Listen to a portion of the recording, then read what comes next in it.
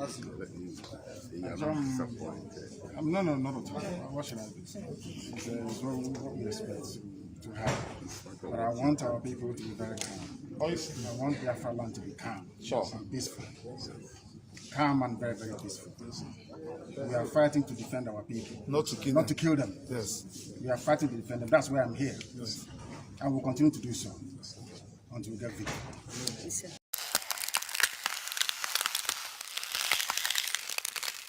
fortunately, we don't reason like that. Anybody thinking that Igbo presidency 2023 will stop us?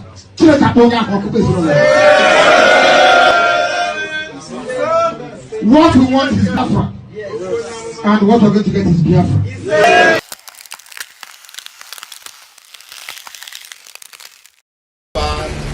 Declare no election, no 2023 general election in Biafra land. This no election in Biafra land has been activated. We are going to make it a task that must be done by every Biafran. All measures will be put in place to make sure the adequate civil disobedience is implemented to stop the election in Biafra land.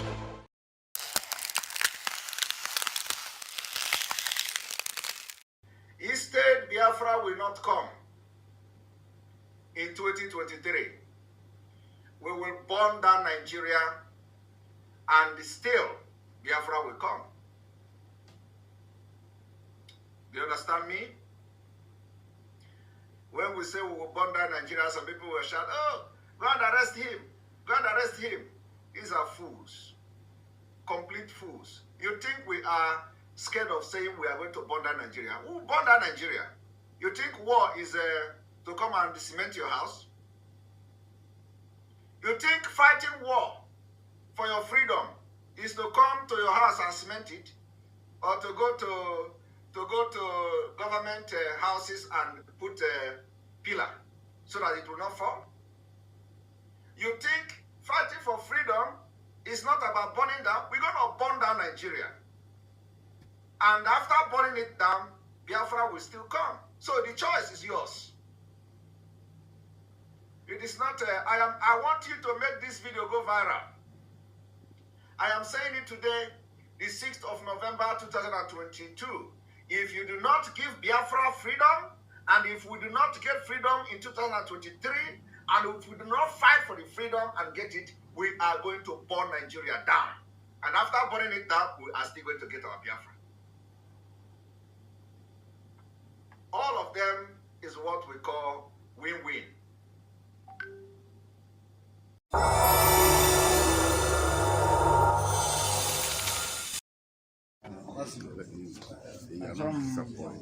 No, not at all. What should I do? It's what we expect to happen.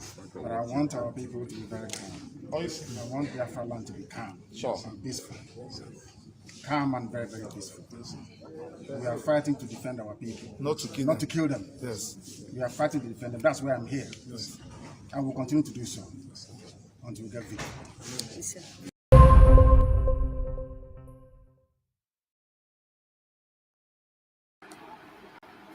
Thank you for joining in today, the 18th of November 2022.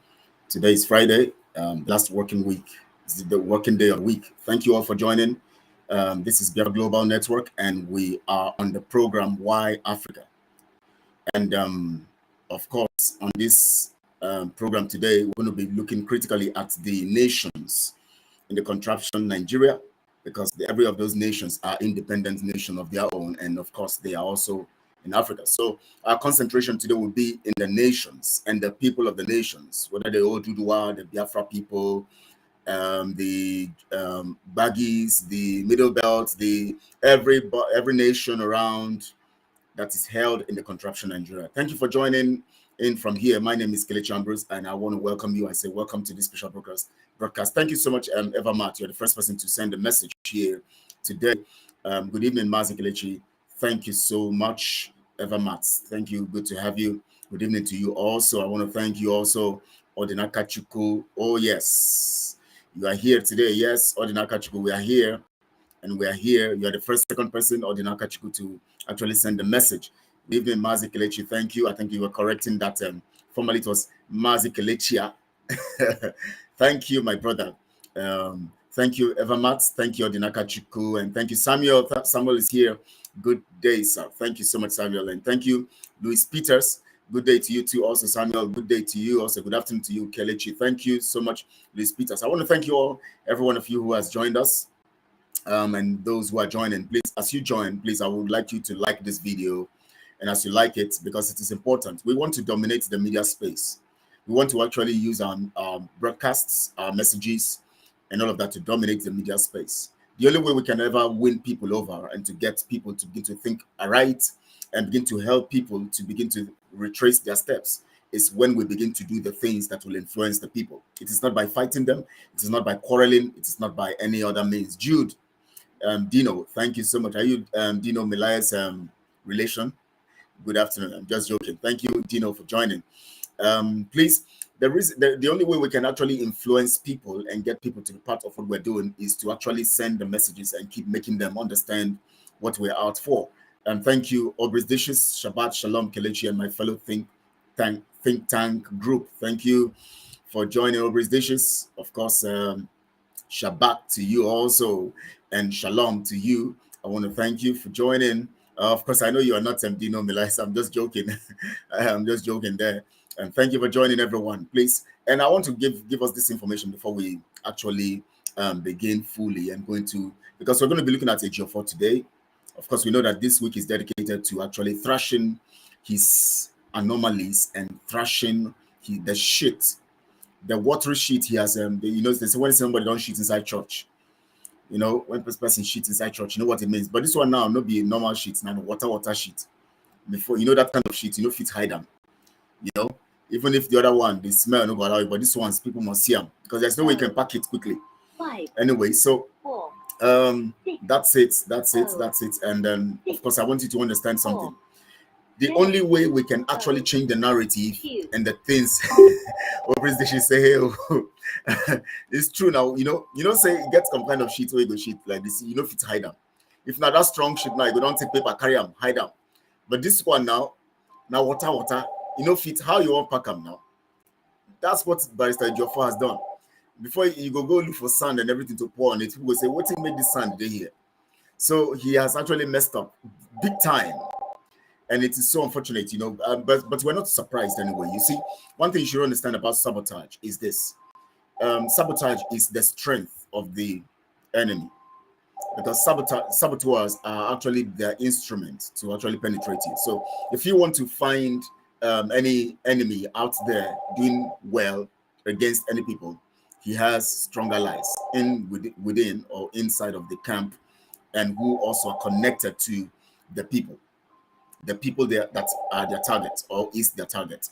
The people that is their target. So but we want to actually see and look for an opportunity to be able to influence, because we have so many people who are actually not really understanding what we're doing. The reason why this message is today we're going to have in this broadcast is that we're going to be looking at Barrister Ejiofor's treachery, his treachery, and then important message we're going to give to our people. There's a particular message that actually I was being told this morning, and of course with all other information that I've been receiving, I discovered that this broadcast is very, very important that I must do today. Sir, I have been in need of your help since we don't know each other, but I believe in you, sir. Well, you do me a favor with token amount like 6K or now. You see this kind of people, they have come.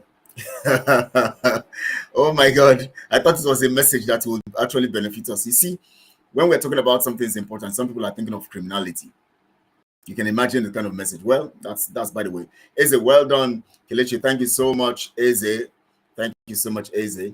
Good afternoon, Mazi Kelechi. Thank you so much, Chidix Ahams. Thank you. I didn't see you yesterday, but I know you're good.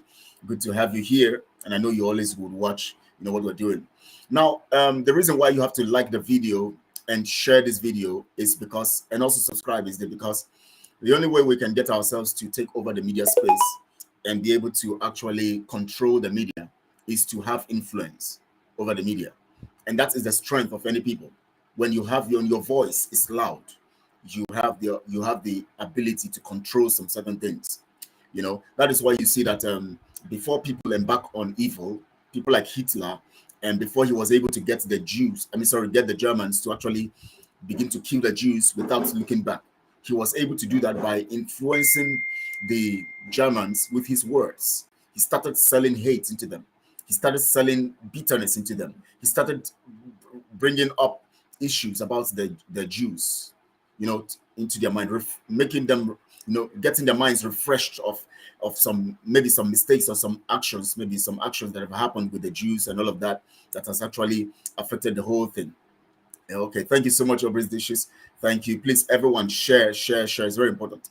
Now, when you have the ability to actually send information continually towards a certain people or to people, you have the ability to actually be able to convert them for better things, or to actually make them, even if you don't convert them anyways, but you would prove to them that you are strong and you're powerful and you have influence. And so that is why it is very important that you have to share, you have to subscribe, and you have to like the video. As you just come on, just like it, especially when it concerns truth. Only truth can set free, or can make free anyways. It makes free, not set free, because it's a process, freedom. That is why we keep preaching daily. We keep preaching always, because as we keep preaching this way, people keep listening and keep listening based on the fact that you share to them, both those ones who don't want to listen and those ones you can cajole or you can convince to listen. As they keep hearing these words over and over, one day they will sit to reason about it, or reason over it, and try to get some information, you know, to try to know, okay, why are these people saying these things every time?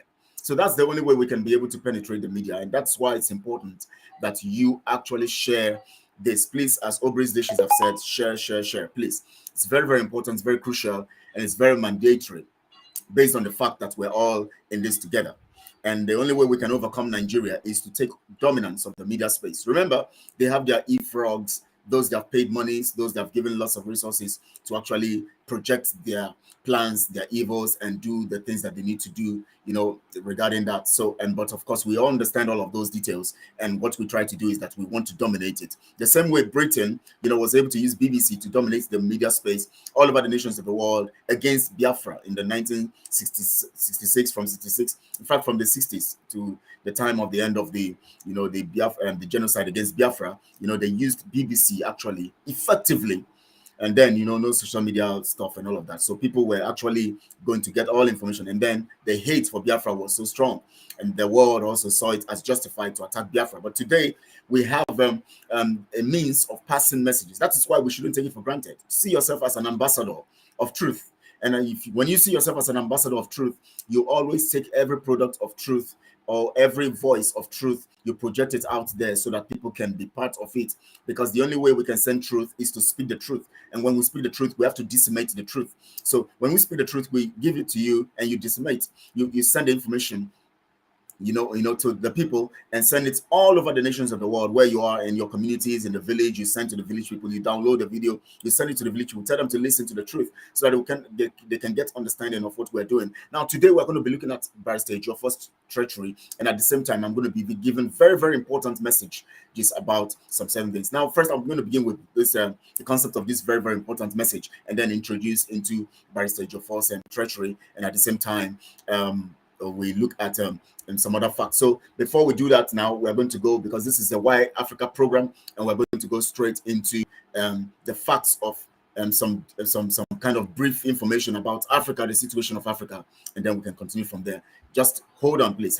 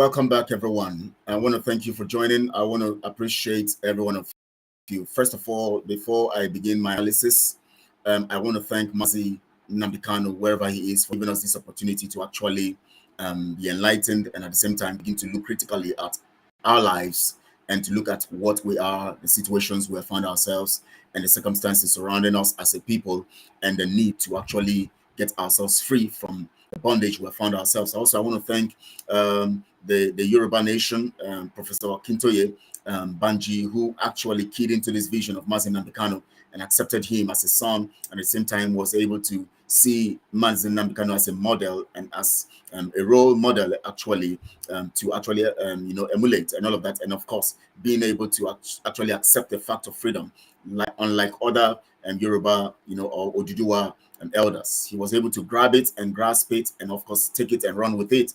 And then of course I want to thank Mazi Simon Ekpa, who the spokesperson of Biafra, who Mazi Nambikano gave the mantle, to, and say, take this mantle and run with this vision until I'm out. And he has been doing it strongly, massively, and very correct, and very, very positively, with wisdom which God gave him, more than 1,000 men wisdom that God gave to him, and is able to actually move in that speed of light which Chukwu has given him the strength to. And also I want to thank Sunday Igboho, who also, of course, Sunday Adeyemo, that's his name, and then aka Igboho, that's how they call him.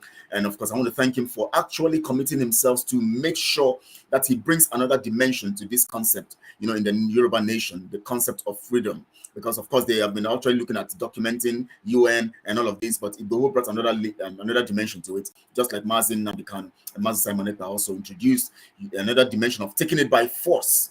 And that force is what made them invade his home. Of course, we know that that invasion of his home was sabotaged also by Ejiofor and co. and all of that, and all of that. They were the ones who propelled it and all of that. So we know all of that. So now I want to thank him also. I want to thank every member of the Umuada, the Umuada, I want to thank them all, led by Mrs. Azuka. I want to thank them all for what they are doing and how they are pushing strong and being a support. I want to thank the media team, of the IPOB Autopilot and every work they're doing, marvelous work, bringing our faces out here and doing what we're doing. It's not easy. It's not something that is putting our lives on the line.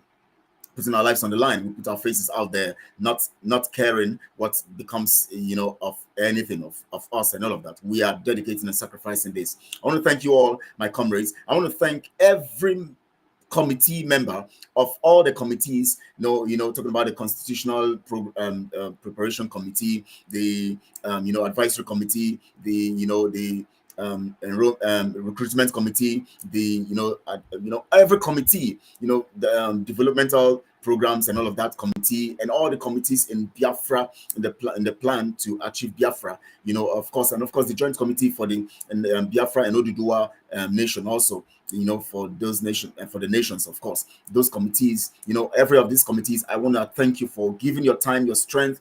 Some of us, we have meetings at night, in the day, and all of that. So much to do, and yet people say, yes, we have to get our freedom, and we have to sacrifice all of this for our freedom. I want to thank everyone, who is working under the Biafra. Then I go to the Oduduwa nation. I want to thank Koiki Media for bringing himself all out, and this time around coming strong, especially in the realm of the media and projection, making it firm and strong to the enemies. They thought they were going to penetrate the Yorubas as usual, but now Koiki, and who is also the spokesperson for Sunday Adeyemo Igboho, and of course for also a media mouthpiece for the Oduduwa nation. He actually is standing strong, and he's doing it strongly as he's supposed to do. And I want to thank all other media personnel of the Oduduwa nation. I want to thank you all, and I thank you that we are going to be working together strongly. From next week Friday, we're going to be having our joint media broadcast with the Oduduwa people. So prepare yourself for that from next week Friday, 25th of November 2022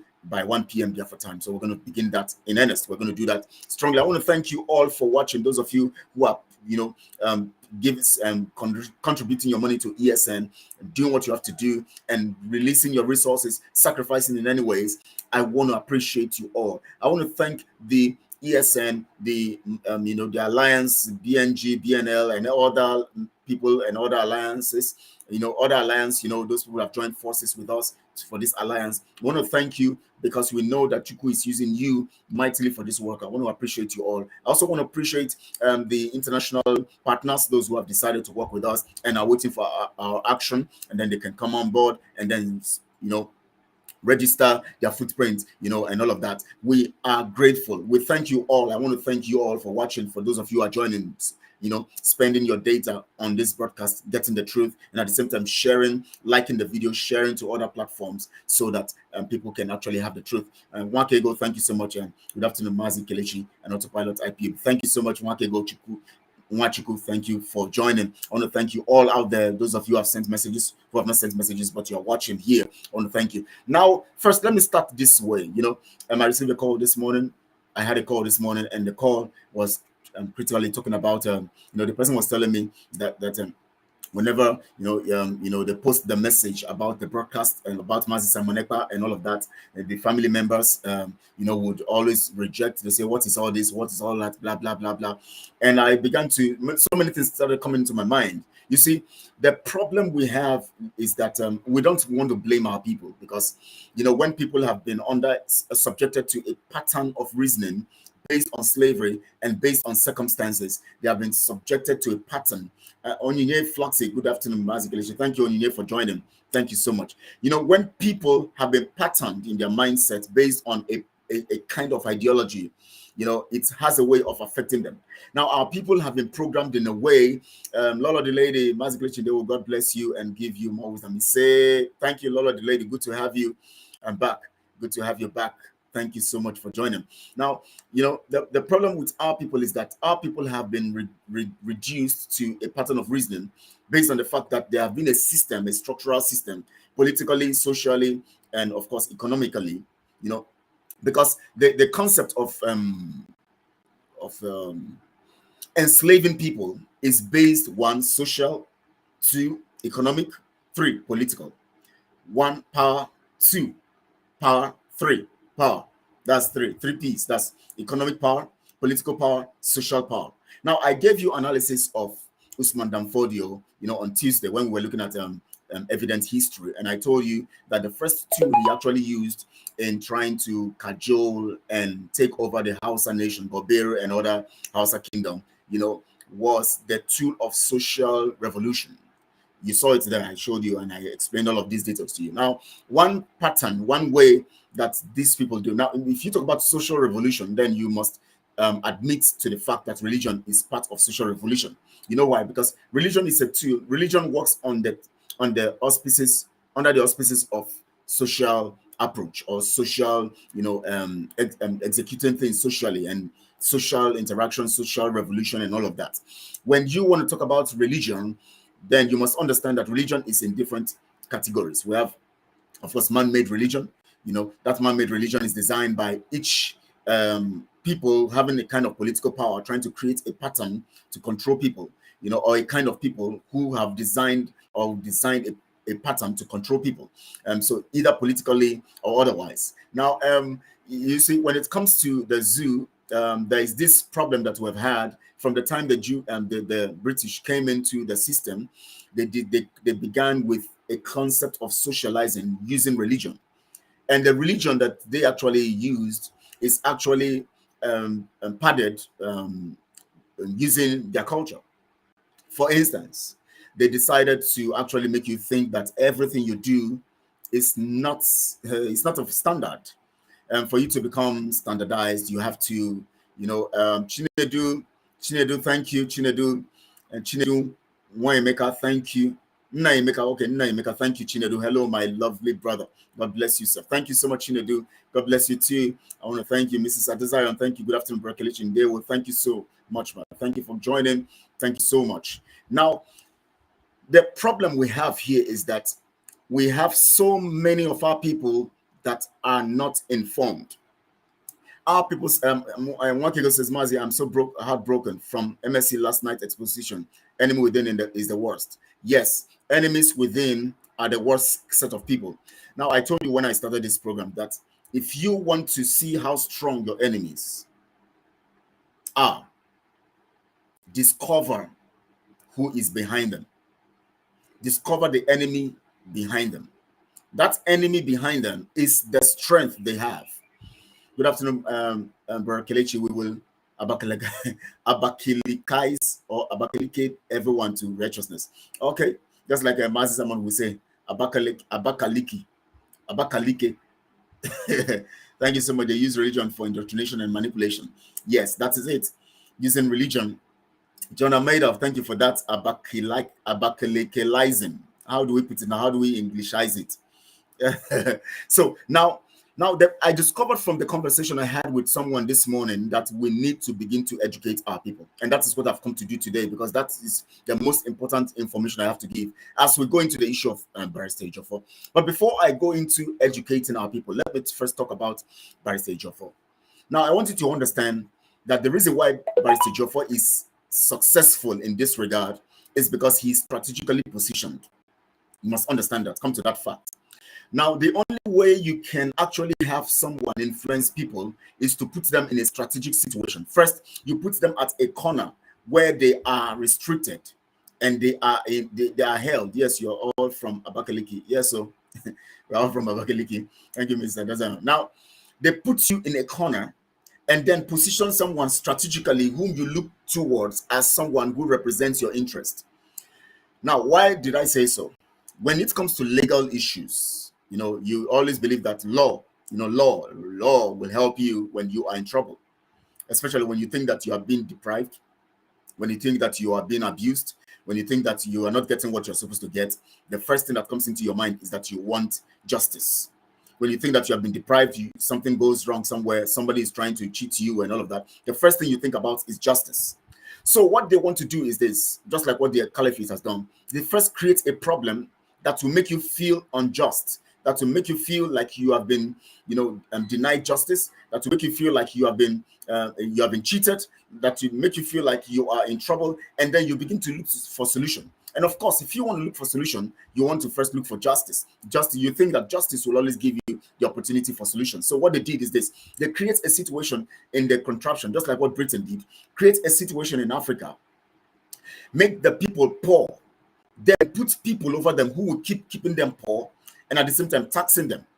So they utilize the instrument of force to make the people poor by stealing their resources and make them believe less about themselves through religious social revolution.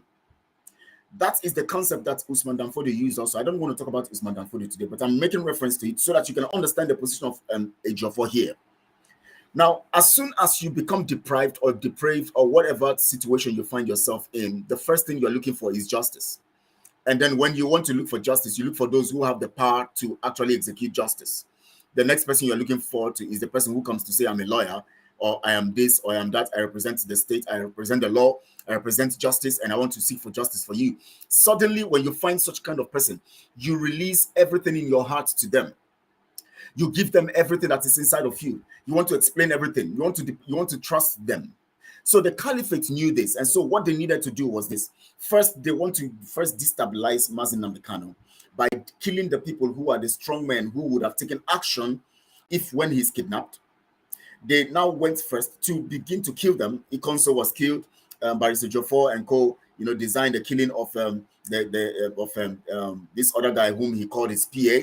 They began to drop all these people who are around, who are the strong men that Mazi Nnamdi Kanu so much trusted.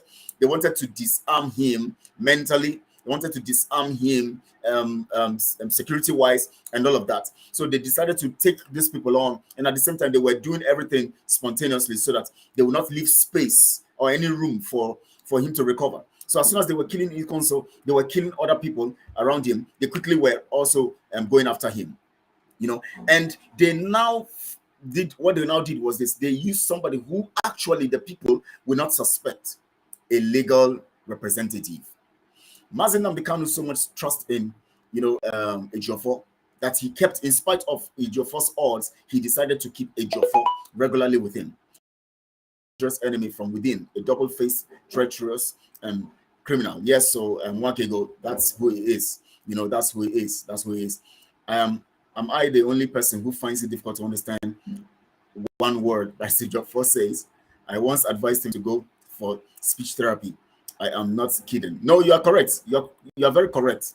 You are very, very correct. Honestly, talks is so annoying because you just wonder, what's this man talking about? He talks like someone who doesn't even have anything upstairs, you know. And the only, if you watch his narrative, anytime he talks, he has a pattern he talks. Two, he has something that he has crammed that he will always say. So whatever he's going to say, he must say those things to boost whatever he wants to say because he has a pattern. So he is like someone who has been programmed, and he programmed himself in that way so that all he could do is to actually keep giving the same dish, the same nonsense at all times. You know, Princess E, sorry, good PM, brother. Thank you so much, Princess. Good to have you here again. Please, as you come in, just like the video, share on all your social media platforms, let people join us, and let's talk about this. Now, let's go straight to the issue. Barrister Ejiofor becomes a legal person. That's what he is. And then he has been practicing, of course, even if he's not intelligent. Now, they see that everybody who is thinking that they are deprived, they have been unjustly treated, will be looking for a legal intervention. And they know that the only design is to create a situation where the people will feel deprived, the people will feel like they are not justly dealt with. They will now begin to look towards legal representation. That's why you see that every time you see people go on strike, people are looking for this human rights, this human right that. Those are all always designs created when they put you and make you feel unjust. They deprive you of your rights and all of that. They create those platforms. This government of the nations of the world creates those platforms so that instead of you to decide to act according to how you feel, you will now rest your expectation on these bodies, and then those bodies will now begin to give you hope of change. Stella Uzuka, thank you, Stella, for joining. Begin to give you hope of change and hope of change. Matka Amechi, do the five. All these things you guys always post, I don't know where it comes from. Is it that you intentionally post about it's a typographic stuff? Now, sorry, and now so they design the situation, put you in a situation where you are mentally feeling depraved or deprived, or mentally feeling that you have been unjustly treated. Then they design the institutions where they will want you to address, they will tell you in the laws and all of that. They design those institutions where they would want you to now, take your grievances to. And those places, what they do now, they work with those places, also work with governments and all of the governments of the nations. What they do is that when you come there, they work with the courts, they work with the law and all of that. Master Kelechi, my mentor, thank you so much. One Junior, thank you. It's my privilege to be that. Thank you so much. Now, they make you feel that we will always have legal, representation and legal intervention. So they create those institutions like human rights group, like all this stuff and all of that. They create all of those institutions, and then you now go and complain, lay your grievances in these places. Then in these places, you now find a lawyer or some lawyers who will now say they're going to take your case up. And then rather than you taking action, or the people coming together to take action that is needed very, very much and addressing some situations instantly, the people's mind will be distracted so that they will begin to look for all these lawyers and all these people who would actually be they already said that if you have a grievance, you go to these people. That is what they did in the case of Mazi Nnamdi Kanu. Now, the first thing they did was to break, they tried to break his backbone by killing the people around him. Before he could recover, they came for him. But the person they used, they know that the only person they can use effectively to actually influence the two sides, that means to actually influence the camp that the people have rejected, talking about the Ohanese, the Pandef, and all of these sociocultural groups. They know that the people have rejected these groups. The people will not listen to them. So using these people will not really work very well. Two, they know that the people have busted the actions and the inactions of the defunct members of the DOS. So they know that these ones are actually going to only use their force to recruit and hoodwink some people to recruit them into their militias, which they're going to be using to cause problems in the system. But they know the only person that cannot be suspected is a lawyer who represents the interests, who seem to, like he says, he represents the interest of the aggrieved. And then also representing the aggrieved to the authorities that be. So they know now that Barrister Ejiofor Ejiofor himself, would not be suspected by any of the people. The people will not suspect him. So what they did was this.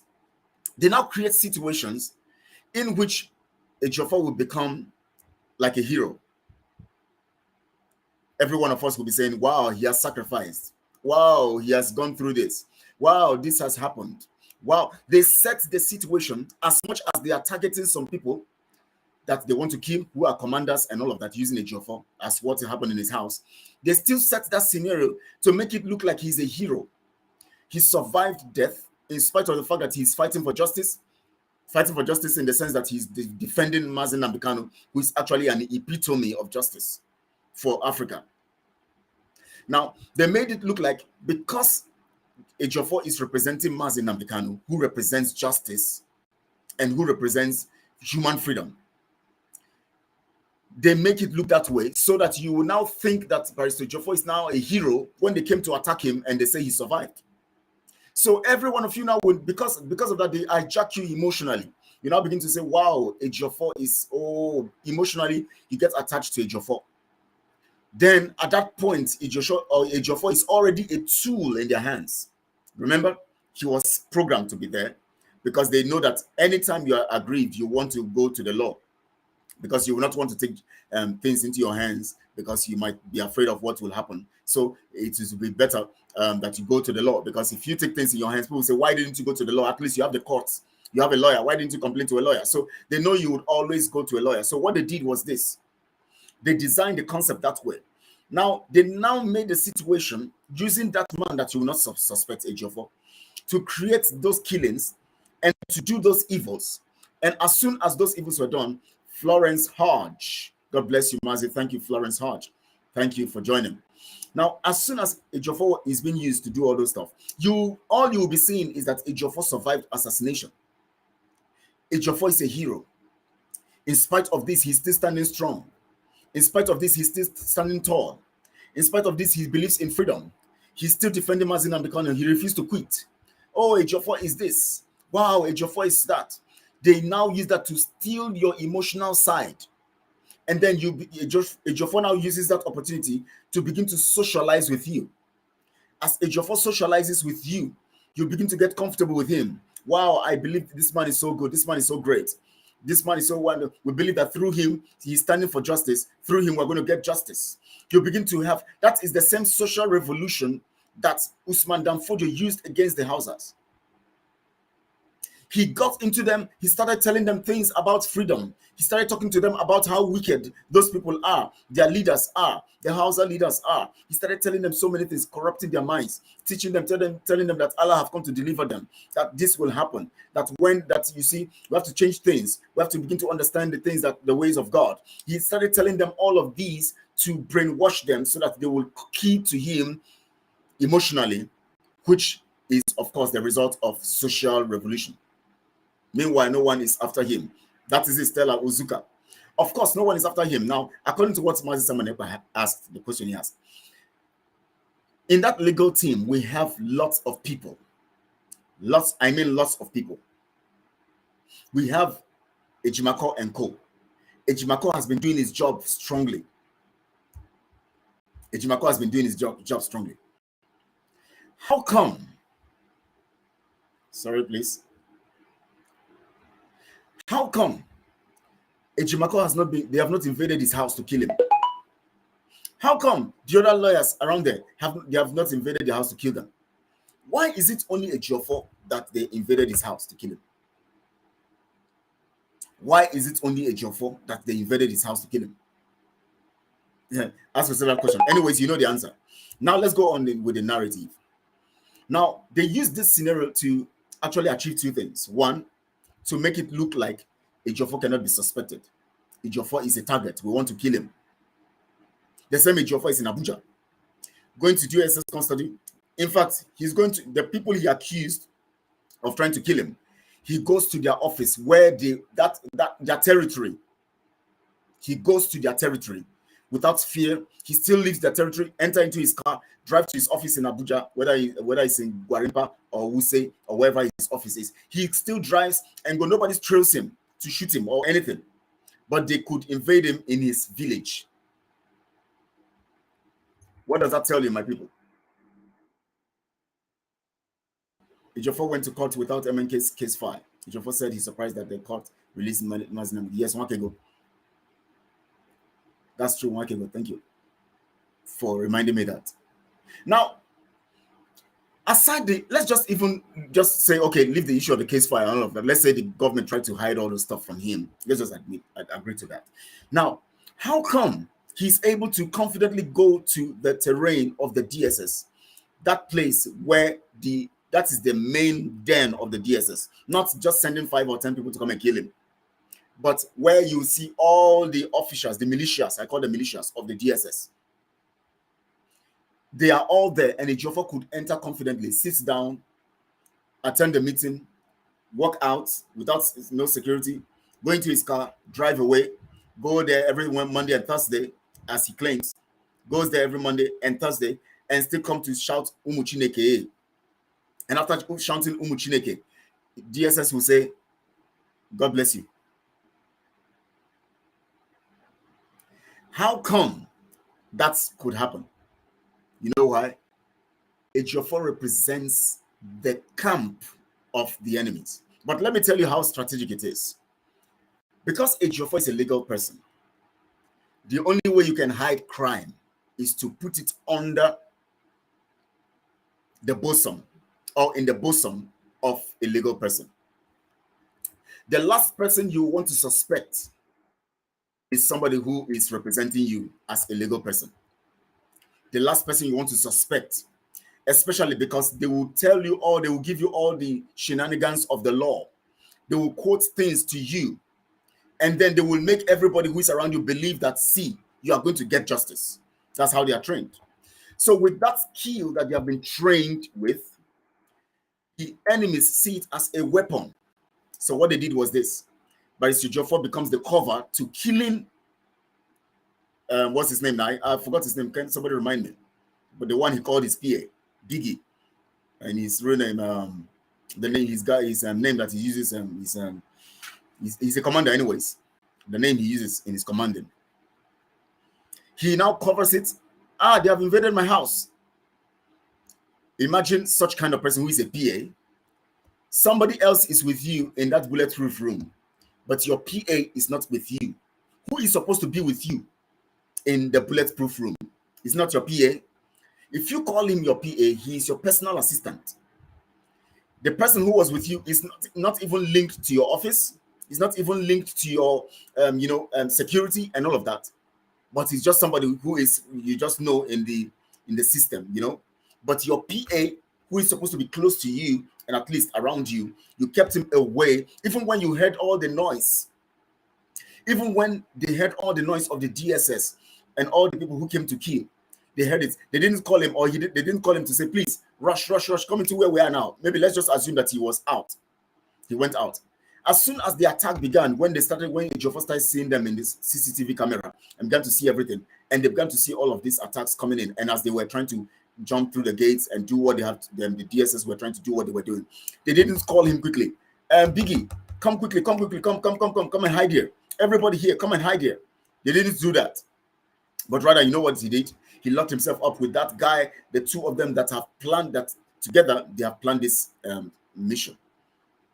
Now, after they locked themselves up there, maybe Biggie have been going there trying to penetrate or try to access them. He couldn't. He has been blocked. Rather, Ejiofor stayed in that place and was communicating out to the outside world, make it look like something is happening. And of course, everybody at that time didn't know what was happening. Master Samanekpa was online with him, but he never told him that a commander of ESN is out there. Ejiofor never told him. Ejiofor locked the guy out. I know the guy would have been saying, please, I'm here, please, can you, Mazi? He would have been looking for Ejiofor, but he was kept off. You know why? He was the target. If you check that, because the first day I watched that video last year, I was looking at everything. I saw how they took the two of them, put in the car, and drove off. And then later we heard that this one was released, and then this other one was set ablaze. And I was wondering, why? Why did they kill a PA and they allowed the brother to leave? It doesn't make sense. But anyways, we just overlook it. Maybe maybe the PA resisted, or maybe the PA wanted to fight back. I've just given some many reasons. Maybe the PA wanted to fight back. Maybe he was resisting arrest or something. He was not actually responding or talking to them rudely. They decided to shoot him. I was just thinking that way. I said maybe that's what happened. But we didn't know. Thank God for Mazi Samanepa. The exposition now began to make everything clear. But ever since then, I've always suspected Ejiofor. In fact, he blocked me on Facebook last year. Because I was always, when it comes with that sham, I'm going to go into those of his writings very soon. And I'm going to bring out points from those of his writings, all those things he writes and all of that. But let me tell you something. The first thing they did is they allow him, because you cannot suspect him. He's representing Mazi Nnamdi Kanu. Remember, Mazi Nnamdi Kanu trusts him. So because of the trust Mazi Nnamdi Kanu has on him, you and I trusted him. So whenever he comes with all those, his Umuchineke and all of those details, we just flow with him. Because of Mazi Nnamdi Kanu. And the zoo understood that.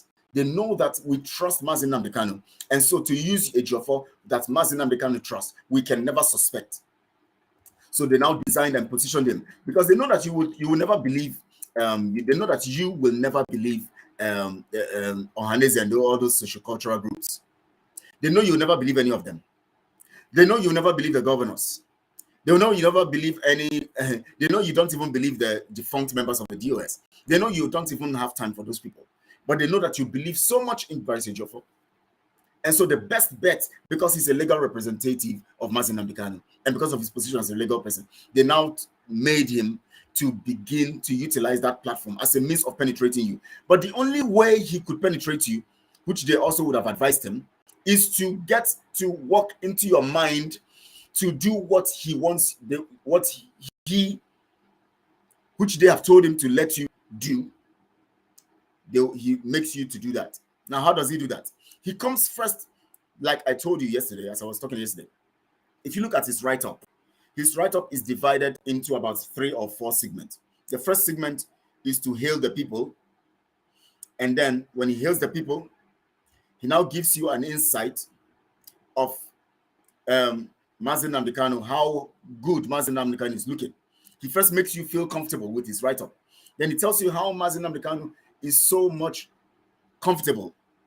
Then he makes you understand that he actually discussed the legal things that he's doing for Mazi Nnamdi Kanu. And Mazi Nnamdi Kanu is so comfortable with what he's doing. In fact, Mazi Nnamdi Kanu so much believe in the legal process.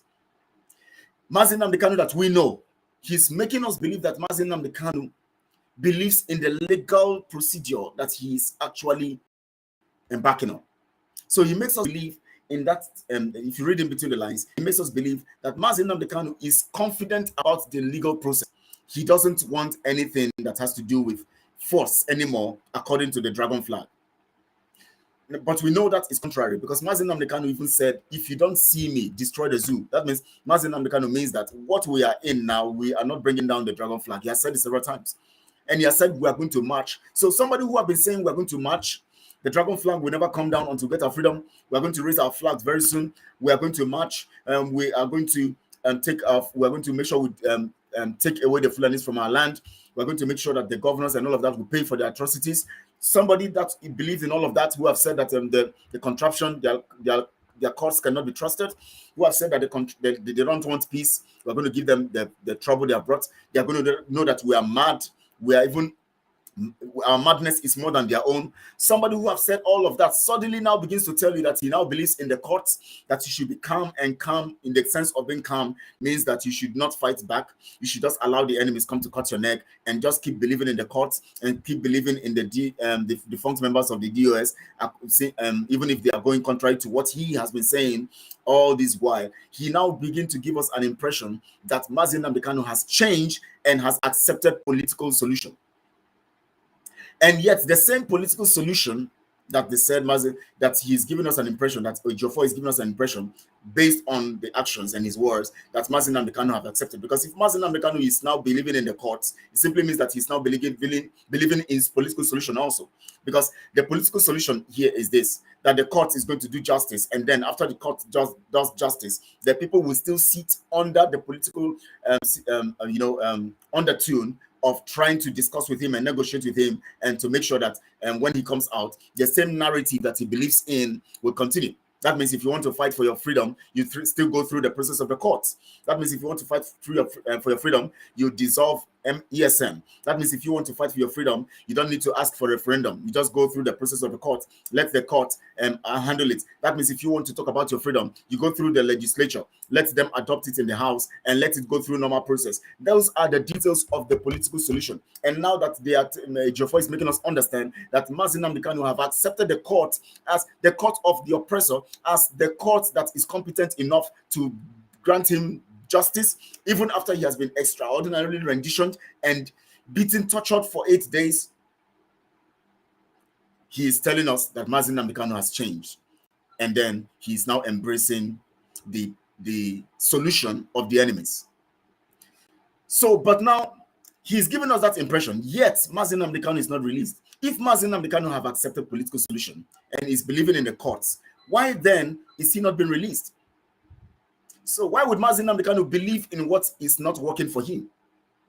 But yet, if you check this update yesterday again, he sent another message telling you all the bullshit he has to tell you. Of course, he has a reprobate mind. He's a killer. He's a killer, so he doesn't have a conscience. He'll keep doing what he's doing. Now, do you need a prophet to tell you that with everything that is happening, that Ejiofor is compromised? You don't need a prophet to tell you that. But look at every action and every activity that Ejiofor is carrying out.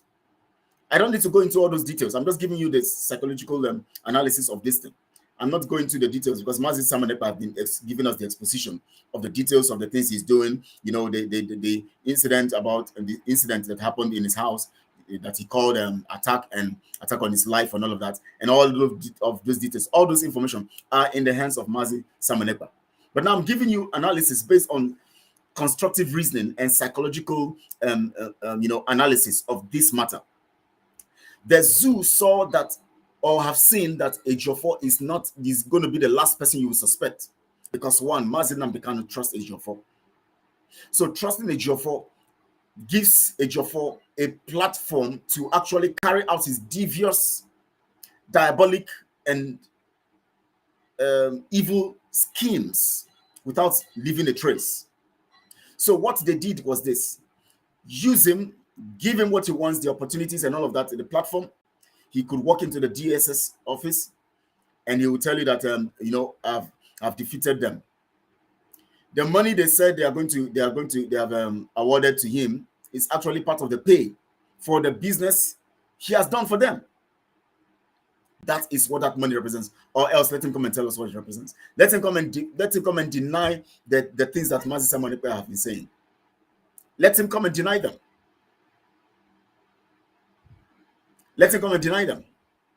Let me look at your messages quickly before I continue. Dragon was born to rescue the this generation from these evil criminals. Makego, yes, that's what he's born to do. And of course, okay, Commander Gentle, yes, thank you for reminding me. Abby, thank you for reminding me. Commander Gentle, yes, that's who he is. Now you see this the tactics. That commander was killed. Then the same person who is supposed to be hiding, based on the fact that the so-called state, because Nigeria is not a state, but let's just say it's a state. The state actors, DSS, NSCDC, Mopol, and all of that, came to his house to kill him. And these state actors, let's just say a state for now, for the sake of analysis. These state actors are still everywhere and can be contacted to kill him anywhere he is.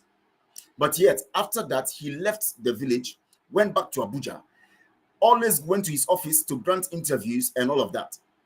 Of course, you know his office, you see the books and all of that. You know the setting of his office. That office is in Abuja. After the death threat on his life, he was still going to his office. He didn't go into hiding. He was still going to his office, and at the same time was still going to the courts. Who is deceiving who here? He was still going to the courts. He was still going to his office in Abuja. I don't know whether it's in Wuse 2 or Wuse 1 or Gwarimpa, wherever his office is. He was still going to the office without fear of the same so-called state militias that came to kill him. Which, even in that Wuse, They are everywhere. Or Garimpa, or wherever his office is, they are everywhere. Those militias are everywhere, but yet they didn't attack him again. He was going to their office to visit Mazen Namdekanu. They didn't attack him again. They didn't say anything about it. They didn't do anything about it. He's going his life as normal. He worked with Odumeje, walking everywhere, socializing and trying to, they gave him that room to penetrate the people. Remember, it is a tactic that they use in conquering the Hausa kingdom. Socializing, social revolution. They made you socialize with Ejiofor so that he now started attending social meetings. Remember, in the realm of socializing, you need religion to actually hoodwink the people. Because when you socialize with them, you need something to present to them. That thing you present to them becomes what they follow. Because when you socialize with me, it is what you offer me that I begin to believe you with. For instance, you are in a relationship. For instance, you want to be in a relationship. The way you talk to a lady and all of that, trying to socialize with her, will determine how she's going to hold, that love that you are trying to profess through that means. Because you are trying to show her love by socializing and all of that, and you show that love. That is when she will now believe the love you're sending. The same way in the realm of socializing to actually deceive the masses or deceive the people, what they do is this: they use that tool that is needed. Rather, in the concept of socializing for relationship, it's love. The tool is love. But in the realm of socializing to conquer, the tool is religion. I don't know whether you understand it. So these are two things. If you want to socialize with a man or a woman, then what you're presenting to them is love. You're trying to show them love. You're trying to show them love. So you begin to do everything you begin to do around points to the fact that you love them.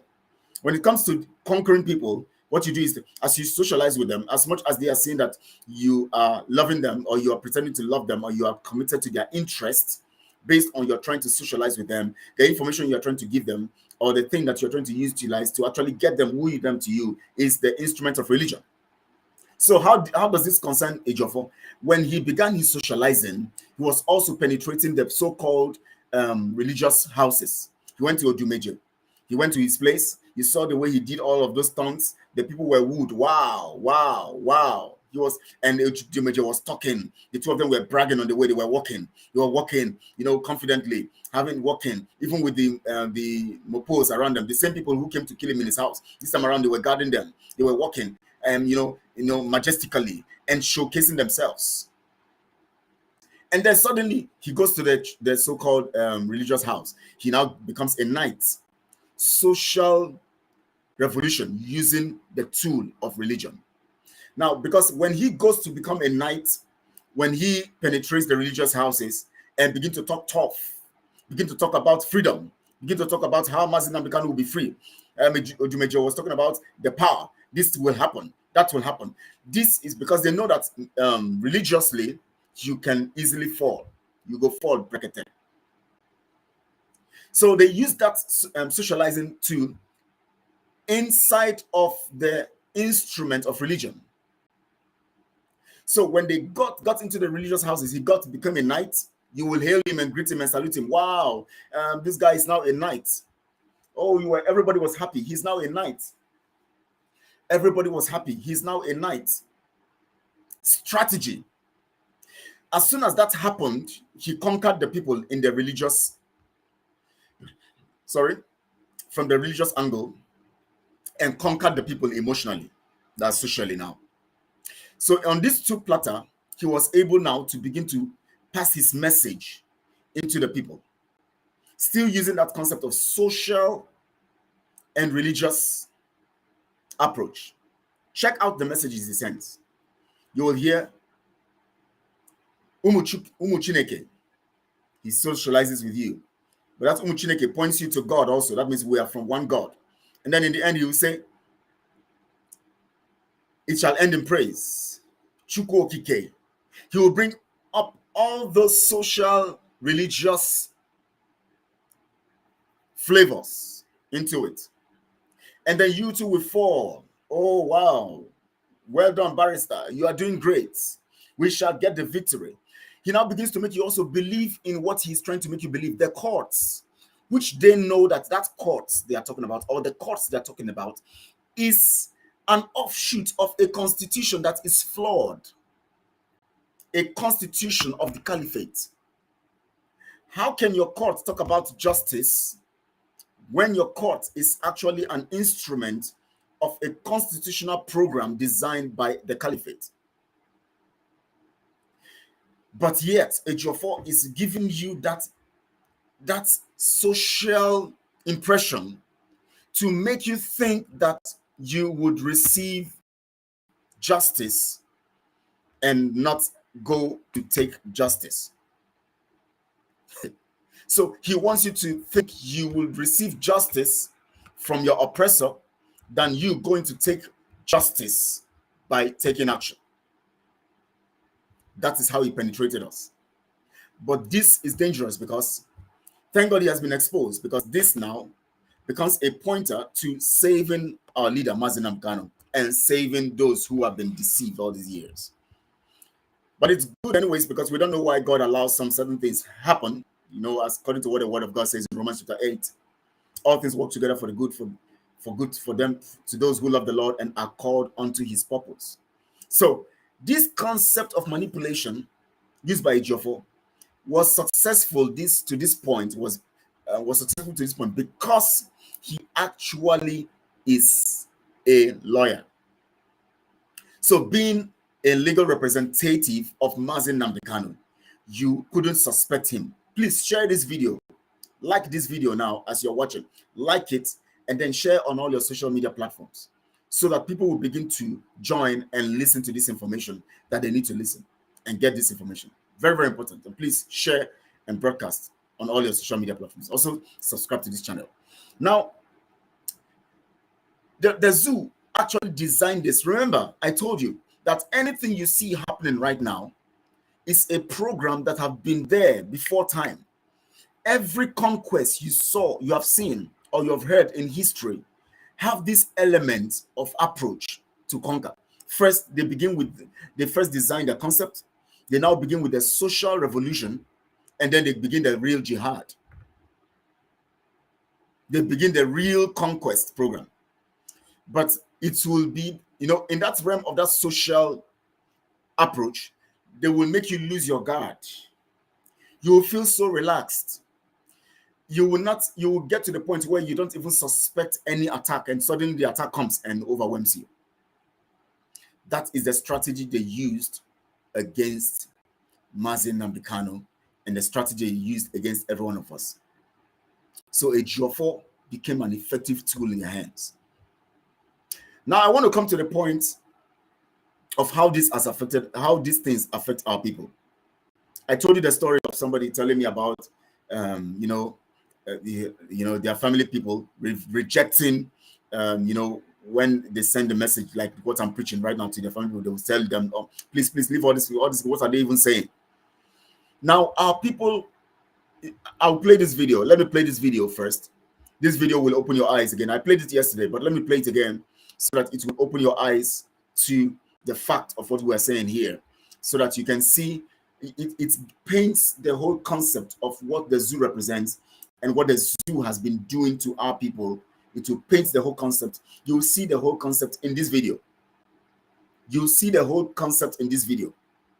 I'm going to tell you what the man talking represents and what the people in the background represent. I'm going to tell you what that represents. Now look at it. This video also represents Ejiofor. The person who is talking represents Ejiofor. The people on the background represent the masses, the nations, who are seeking for justice, who are asking for justice. And then the people you are not seeing, the person who is talking, talking to the camera he's talking to represents the caliphate, the British. And those people who know that this person who is talking is just a tool, a part of their tool. Let me give you this video so I can understand. The 15th day of November 2022, the government of the day, unfortunately, has rendered over 300 young Nigerians jobless by their actions. They came into the restaurant Okonkwo on Lingu Crescent, Papis Metro, Wusetu. Yesterday, they locked up the place, and today, very early this morning, they came without no prior notice, harassed, tear-gassed, shotgun, and then demolished a structure that has an investment of over 600 million and above. These young men you see gathered here today, many of them are responsible for their families. At the end of every month, At the end of every month, when their salaries are paid, from that salary, they send money to their villages, to their mothers, to their siblings. Some of them are even training their siblings in school. Yes. Now look at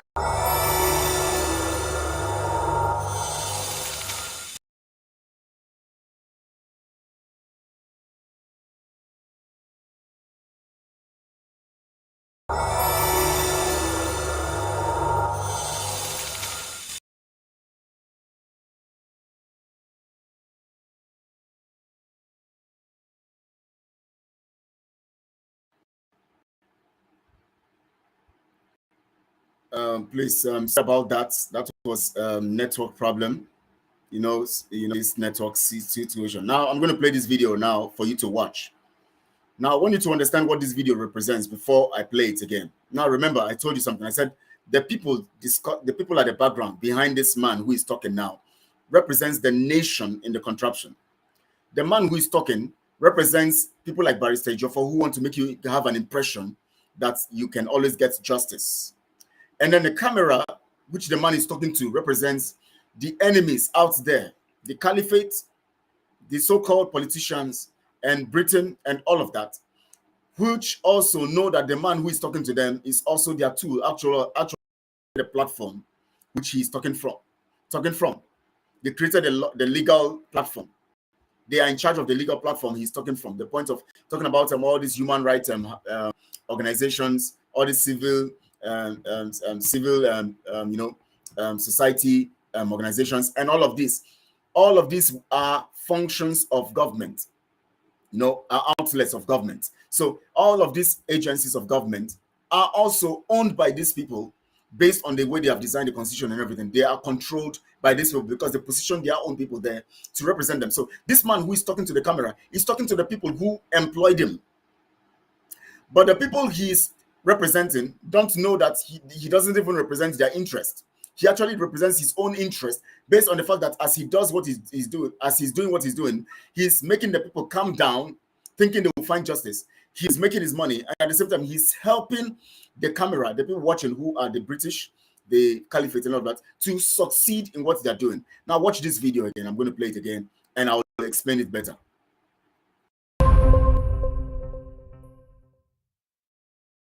Day of November 2022.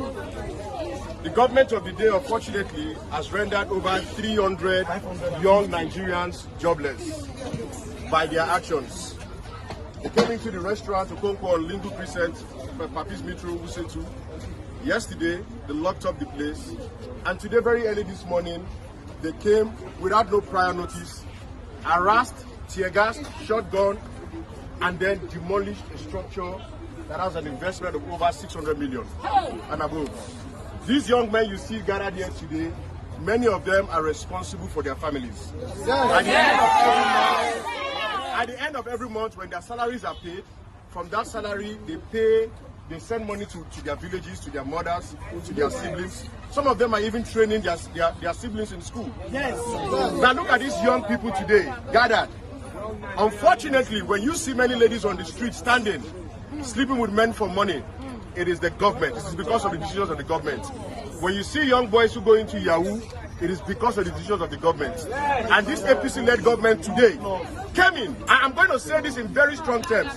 I believe very strongly, if this business was owned by a fellow northerner, they will not demolish it.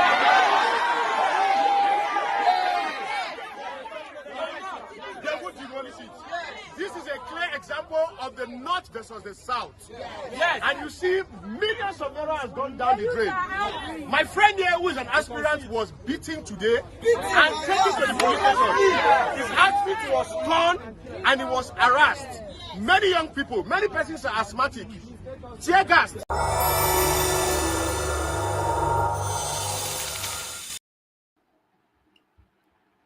Yeah, welcome back, please. I don't know if that video was clear enough. Please, can somebody make me, can you send me a message if you actually got the video, right? If the video was, you actually got the video, and all of that. Can somebody send me a message? Was the video clear enough? Was the video clear enough? Okay, you got the mess. Okay, the video was clear. Okay, because I was not, it was not showing here. I didn't understand what was going on. And thank you so much for informing me. Now, let me explain that video to you. Okay, thank you so much. Let me explain that video to you here. You see all those people behind that guy. They represent you and I. They represent our interest. They are us, having our pain, seeking for justice, seeking for everything that we want right to happen. Believing that this is our nation. Believing that this is our nation. Nigeria is our nation. Nigeria is our nation. We must make it better. We are here. We are working. We need justice. We must get things right. Different, seeking for different, representing all the tribes in the zoo. Now I'm saying us because we know that we are no more concerned about Nigeria. People, those of us who are not, we know that Nigeria is not for us. We already know. But I'm just grouping everybody together now. I'm creating a scenario. Now you see them, all of them, some of them folding their hands like this. Some of them looking, trying to attract pity to themselves. Some of them thinking that the people that man is helping them talk to will actually look down on them with pity. Not knowing that they are actually proving to those people that they have been humbled and they have been subjugated. You see that self-pity, the group, the crowd behind that guy, let me call them a crowd. That self-pity they are trying to portray to the camera. That camera represents the Fulani Caliphate, the British, the politicians, the saboteurs within who have actually joined the Fulanis to help subjugate them and all of that. That camera you see showing those guys, showing the man who is talking on their behalf, represents these slave masters. So now, but they are all facing the slave master, but looking up to the man who is standing in front of them to talk on their behalf. Remember, everything they are saying is what that man is saying, the man who is talking on their behalf. The man who is talking on their behalf claims to know everything they are going through. Everything that they are going through, the man claims to know everything. So he has given them impression that he understands their pain. And they have come to believe and trust him that he understands their pain. So they don't need to complain since he has the power to talk to the authorities to correct the anomalies and to give them justice. So every one of those people, they represent us when we were all one Nigerianists, asking for justice, believing in the system. That man there stands for people like Ejiofor, that man who was talking in that video, represents people, the law, or people like Ejiofor, those who have been bought over, who are using the legal profession to manipulate the people behind. That's the people who believe in them. Remember, the people behind have already submitted their emotion to this one who wants to make them believe that he knows everything that they're going through. He even understands this more than them because he actually is a lawyer. It is the zoo. It is the zoo. Aubrey's dishes. You're asking what state is that? I'll try to start reading the messages later so that we can understand. Now, he gives that man standing in there. Look at him. He's looking very fine. Better than those that he's talking for. He's looking very comfortable because he's receiving his pay from the camera, from the people that they are looking towards. Those ones are feeding him well. Now, you see that man standing talking on their behalf represents the human rights organizations, the civil societies, all the groups, all the legal representation that you can have, all the representatives, all the people who tell you that they are seeking for justice for you, all the organizations that say we are going to make sure that the government, they know that the system cannot give you justice. They know that the constitution does not have justice for you. They know that the constitution is not workable, but yet they are promising you justice on the same constitution. And so he has succeeded. You see that man standing there? He's more of a problem to the people behind him and more of a help and support to the people he is looking into. That camera, the people in the camera. That's, I told you that the camera represents the caliphate, the British, the enemies, and all of that. Now, because he is standing for the people, he becomes more dangerous. You know why? Just like Barrister Ejiofor represents Mazi Nnamdi Kanu. Mazi Nnamdi Kanu now believes in him because he believes this is my man. and he actually wants the good for me. And because of the relationship. So just like those people are standing and looking, you see some of them standing, look at those the people standing there. I'm going to play it one more time. Look at those people standing there. You're going to see some of them, they are trying to attract pity to themselves. You see what the system has done, what they have done to you in Nigeria. They have used poverty, frustration, and force to subdue you. So you begin to look down on yourself. You begin to feel pity for yourself. You begin to expect them to do you a favor, at least to get you out of this situation. You begin to want to make, you try to express, these people are not emotional, but you are trying to solve your own problems emotionally because they have positioned you in a situation where you have now resolved to emotional help. So what you now do is that you have to seek for an emotional platform to express what you have in mind. And remember, the legal platform which that man standing in front of them represents, or the law which he represents, has a way of mixing both emotional and legal matters. Emotional in the sense that he makes you feel and gives you confidence that you are actually in trouble, and that this trouble you have is actually an injustice. And this injustice can be solved. And as I can assure you that as long as I am standing here as a lawyer, you will get justice. But he never tells you that the platform, the auspices on which he's going to express this legal solution for you or to give you justice is flawed. But he only tells you that we can make it better because with time, we're going to correct the anomalies. Our judges will stand on the truth. Which judge will stand on a truth contrary to a constitution? You can get maybe you can go to court in the normal things that you do. Maybe somebody's owing you, go to court and they help you get your money, or you have a case with somebody around and then you get. But when it comes to things that matter, that nationally equips them to subjugate you, your justice cannot be found. It is impossible. That is why you see that in the Constitution, it gives you words and words. Of course, in section 39 now, that talks about your fundamental rights and all of those details. In the Constitution, it gives you words of things that are your rights. But it never takes you to, I think, is this section, which section now, where that says, is this section what now, that they say where you cannot even hold these politicians accountable for what is promised you in the Constitution. So how do you do that? How can you jail them? How can you do anything to them? Those people were emotionally. Now watch that video again. I want to play it one more time, please. I'll play it one more time because maybe it will resonate something in your mind based on what I've been saying. I'll play it one more time. Please watch it. I hope.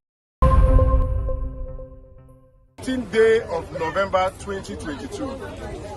The government of the day, unfortunately, has rendered over 300 young Nigerians jobless by their actions. They came into the restaurant to Okonkwo Lingu Crescent, Papis Mitro Usetu.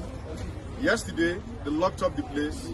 And today, very early this morning, they came without no prior notice, harassed, tear gassed, shotgun, and then demolished a structure that has an investment of over 600 million and above. These young men you see gathered here today, many of them are responsible for their families. At the end of every month, when their salaries are paid, from that salary, they send money to their villages, to their mothers, to their siblings. Some of them are even training their siblings in school. Yes. Now look at these young people today, gathered. Unfortunately, when you see many ladies on the street standing, sleeping with men for money, it is the government. This is because of the decisions of the government. When you see young boys who go into Yahoo, it is because of the decisions of the government. And this APC-led government today came in. I'm going to say this in very strong terms. I believe very strongly, if this business was owned by a fellow northerner, they will not demolish it.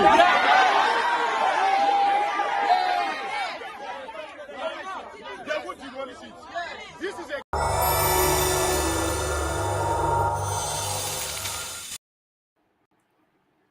Welcome back. Now, look at that video critically. He points so many facts that make the people believe that, wow, this man is right. He is superb. He knows what we're going through. He talks about these people are working and to take care of their families. Who doesn't know that they are working to take care of their families? Everybody knows that. These people, because of what they are going through, because of the injustice, some of them have become prostitutes. Some of them have joined Yahoo. Who doesn't know all of that? We know all of that, that when you deprive people, they look for means of. But you know what? Those words were being said not because nobody knows all of this, but because he has to say that to actually penetrate the minds of these ones he's trying to make to believe that he actually knows what they're going through, and he can justify them based on the fact that it is because of the policies of the government. That is why they can also, that is why they are going through this kind of circumstance. Now they cannot take care of their families. That will not prompt another emotional aspect of their hearts. They'll say, wow, yes, we can take care of our families. This is serious for us. This is so hard on us. It now makes them seek for emotional pity. They want to get pity from you, so that the so-called oppressor would pity them.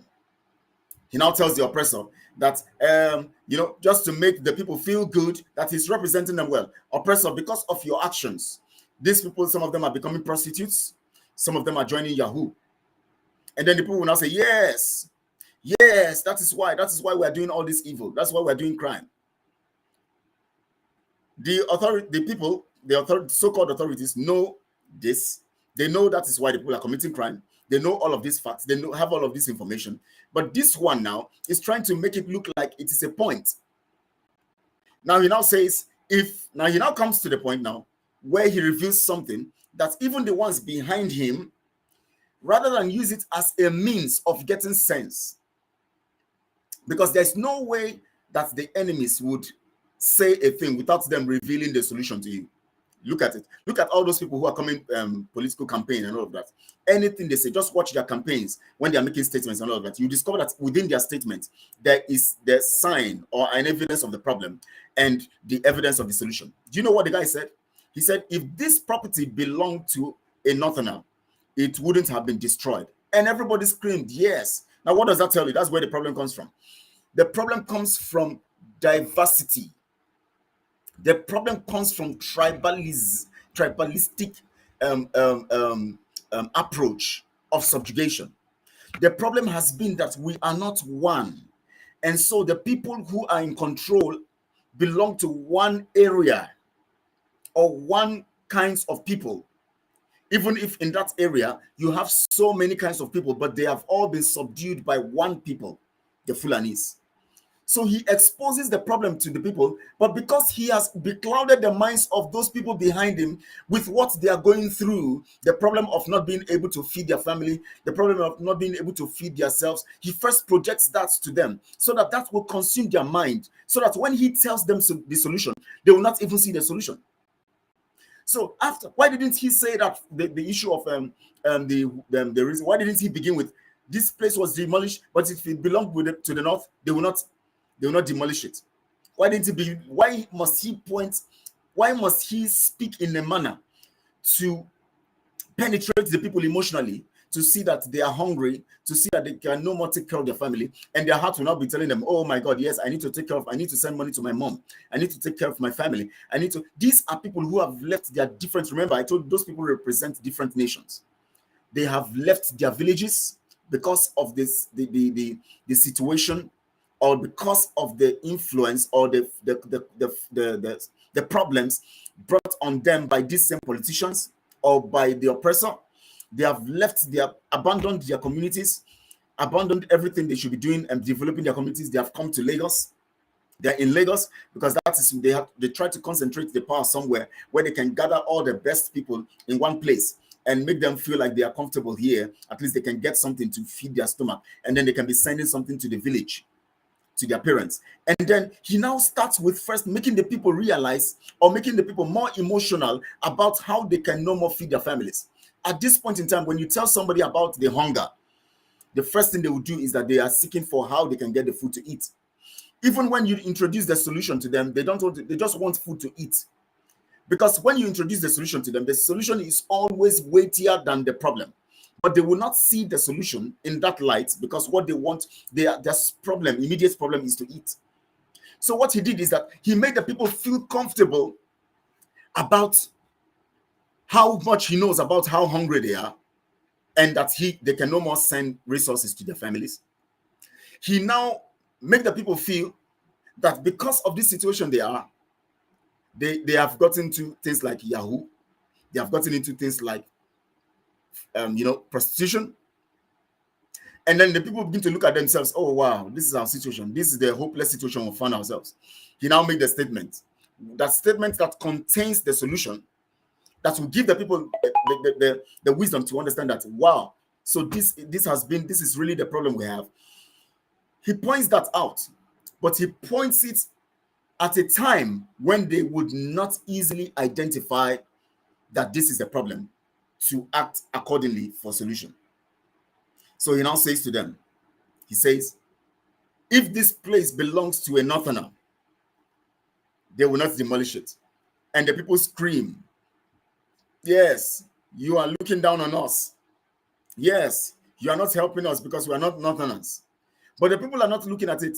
Yes, we're in this problem because of the problem. So the people now find solace in looking at themselves in that small world they have put them. The world of, we are not northerners, that's why we are not getting these benefits. If it were northerners, they would get the benefits. But rather than the people looking at it and say, wow, that is the problem we have, because we are divided along tribal lines, we are in this mess. We need to break this so that when we go as south, we'll be able to take care of ourselves from what we make from ourselves. They never thought about that, but they are still saying, please consider us also the way you consider the northerners. This brings me to the problem we have about our people. I want to speak to those people who are actually holding on to Nigeria. I want to speak to you. You see, the reason why you always reject information that would save you is because you have been brought to your knees by the problems these politicians have put on you.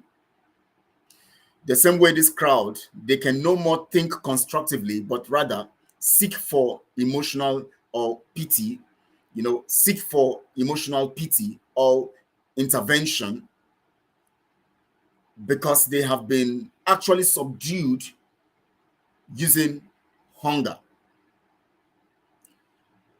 The same way also, the reason why, even if you are earning whatever you are earning, doing the little businesses you are doing wherever you are, the only thing that comes to your mind is how you're going to quickly feed your family and then send money to your family. That's what comes to your mind. That is the level these politicians have brought you into. They don't want you to see the other side of where the problem and how the problem is coming, because they know only way they can keep you away from thinking about the solution of the problem is to make you feel defeated mentally, but so that you can only seek for what you can eat. And that is why you see that our people are concentrating on what they need to eat. Oh, when we start this now, let's leave this thing. Let's leave this thing. We don't want war. We don't want to fight. Who is talking about war? We are talking about freedom. You are talking about war. They are making the freedom look like war. You are not telling them not to look at it that way. You are talking to the people who is seeking for their freedom, telling the people who is seeking for their freedom that they want war. When did you come to the point where you now become comfortable with being a slave? Now, the situation here now is that most people who are now slaves now fight you for fighting for their freedom. Now, how can people fight people for fighting for their freedom? 5, 4, 6. This is where the problem is. This is where the problem is. This is where the problem is. But I want to tell you, I want to assure you, and I want to tell you this.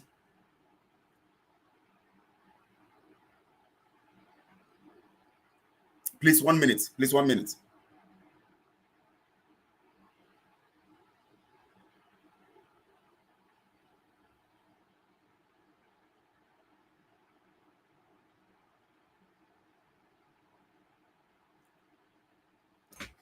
I want to tell you this. The worst thing that can happen to you as a person is to get to the point where you now become afraid of being free. Where you accept, it's not about education. It has nothing to do with your educational level. It has nothing to do with your circumstance. It's about freedom. When freedom becomes a thing to be afraid of, then you are in a serious situation. Most of our people now are so scared of being free.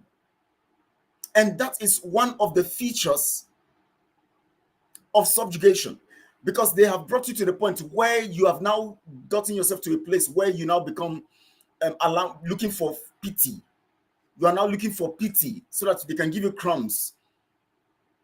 You have sold your opportunity for freedom by refusing to hold on to the fact that you need to be free.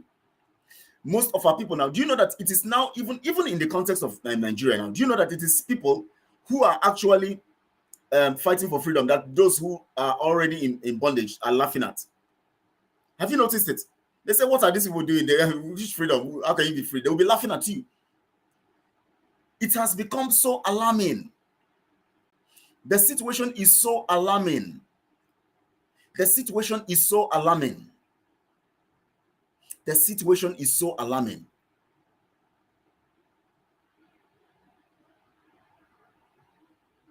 Do you know now that it is those who are in bondage that are laughing at those who are trying to fight for everybody to be free? In fact, when that call this morning, as I was talking, I said, wow, people have become too coward. You know, the cowardice is smelling that people who are slaves are now laughing at those who want to help them to be free. They tell you, this thing you people are doing, you think it's going to work? Forget it. Let's just anybody who leads us, anybody who rules us. If it's Tinubu, let him come. If it is Obi, let him come. If it is Atiku, let him come. Let's just continue. All these things you are doing, you people are just wasting your time. I was shocked. This is not the first time I heard it anyways. I've been hearing it, both on social media, hearing all of those stuff and, reading all those stuff. But this morning's call, resonated that stuff that has been in me and kept somewhere. And I decided, I said, today I'm going to speak on this. This is not the topic I wanted to speak about today. I just said to myself, I need to talk about this. How come people who are slaves are now laughing at those who are trying to help them to be free? Thank you so much, Onyinye Floxy. That is what Fela calls suffering and smiling. They are suffering and they are smiling. They are suffering and they are smiling. They are suffering and they are smiling.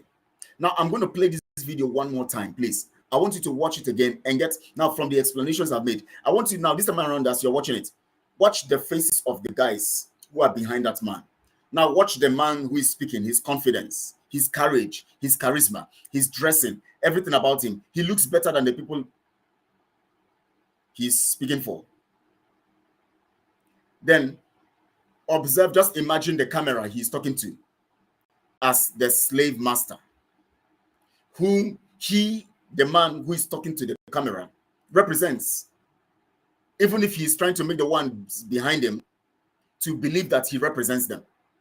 Then listen to every of his words and then reason along the line of what I've just said now. I'm going to play it one more time and let's reason together. That's why I'm going to have to play this video over and over. Let's listen and watch so that we can analyze these things very well in the way we should reason. 15th day of November 2022. The government of the day, unfortunately, has rendered over 300 young Nigerians jobless by their actions. They came into the restaurant Okonkwo on Lingu Crescent, Papis Metro, Usetu. Yesterday, they locked up the place. And today, very early this morning, they came without no prior notice, harassed, tear gassed, shotgun, and then demolished a structure that has an investment of over 600 million and above. These young men you see gathered here today, many of them are responsible for their families. At the end of every month, when their salaries are paid, from that salary, they send money to their villages, to their mothers, to their siblings. Some of them are even training their siblings in school. Yes. Now look at these young people today, gathered. Unfortunately, when you see many ladies on the street standing, sleeping with men for money, it is the government. This is because of the decisions of the government. When you see young boys who go into Yahoo, it is because of the decisions of the government. And this APC-led government today came in. I'm going to say this in very strong terms. I believe very strongly, if this business was owned by a fellow Northerner, they will not demolish it.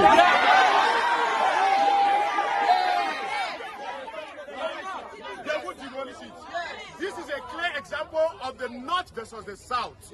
Yes. And you see, millions of naira has gone down the drain. My friend here, who is an aspirant, was beaten today and taken to the police station. His outfit was torn and he was harassed. Many young people, many persons are asthmatic. Tear gas into my eyes. I challenged the directors today, and I told them to their faces that if this business was owned by a Northerner, now tell me, young Nigerians, tell me the government of the day, where do you expect this over 300 people to go to today?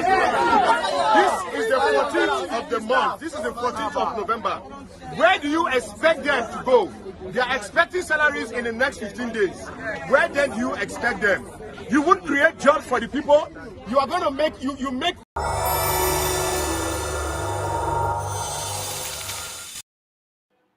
Now, everyone, do you see that? He has made the people now think, you brought that man, say my aspirant, that's aspirant.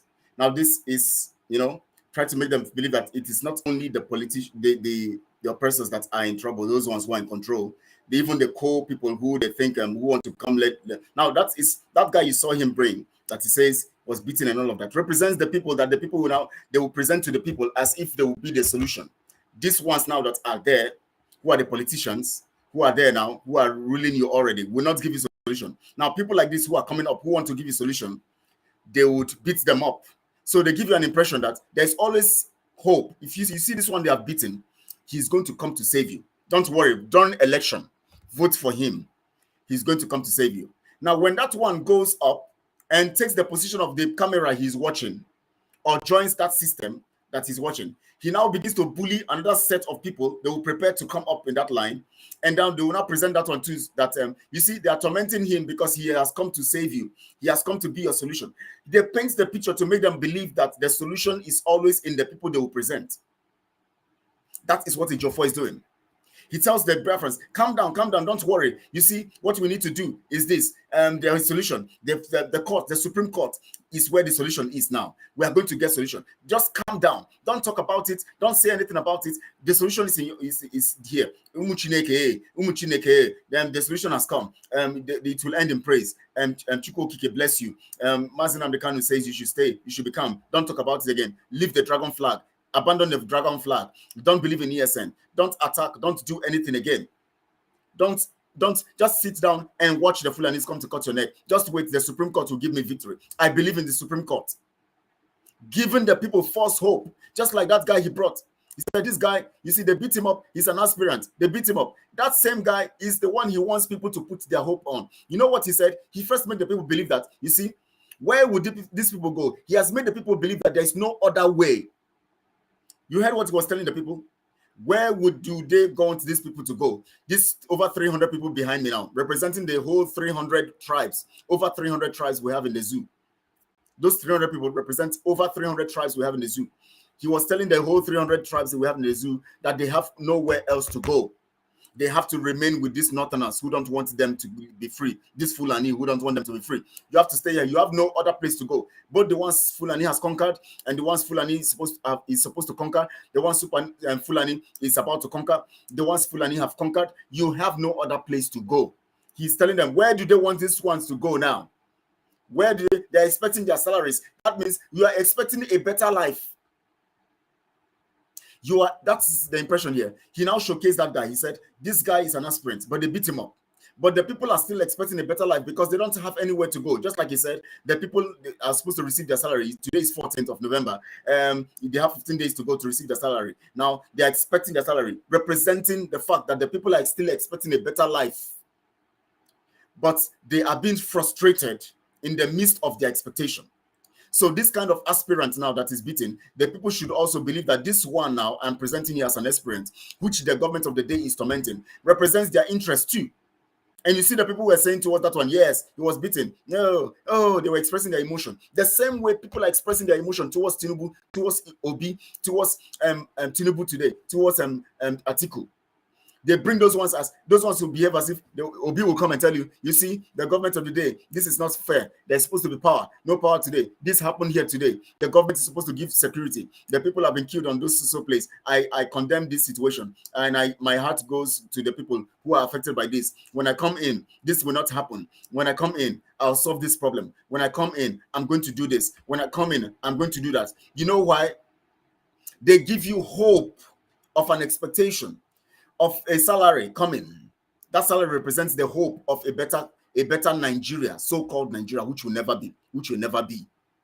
But they showcase people like that who have lost, who are thinking of they are thinking of bringing them up as the ones that are going to take over politically and give you that expectation. You see that system you see in that video. You see that thing that's happening in that video. It's an expression of what is happening now. That guy he brought in represents the so-called Obi and other people who are now telling you that they are now saints, that the government of the day has not done well. The guy who is talking about them represents people like Ejiofor, who is trying to convince you that to calm down and accept these people as he did for Soludo, telling you to calm down, accept this new order of politicians. Go, let's calm down and allow the votes. Don't worry, things are going to be better. Because the people are expecting salary, that means expecting a better life. The people are emotionally carried. They are gagged. They are frustrated. Now he has made the people believe that you don't have anywhere else to go. We have only one nation. That was what he was telling the people there. He said, where do they want these people to go? And the people now say, yes, where do they want us to go? Where do they want us to go? We don't have anywhere to go. They have made you believe that if you talk about being free, you cannot be free, because being free, there's no way there.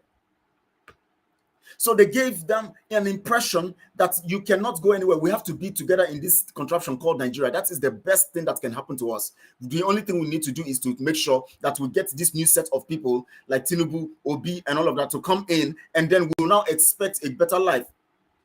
And then when it doesn't work again, they will not come to you. You see, these ones have failed again. But you see, we can't go anywhere. We are not destined to go anywhere. Where do you want these people to go? This kind of wicked people like Ejiofor are the kind of people that are worse than even the Fulanis.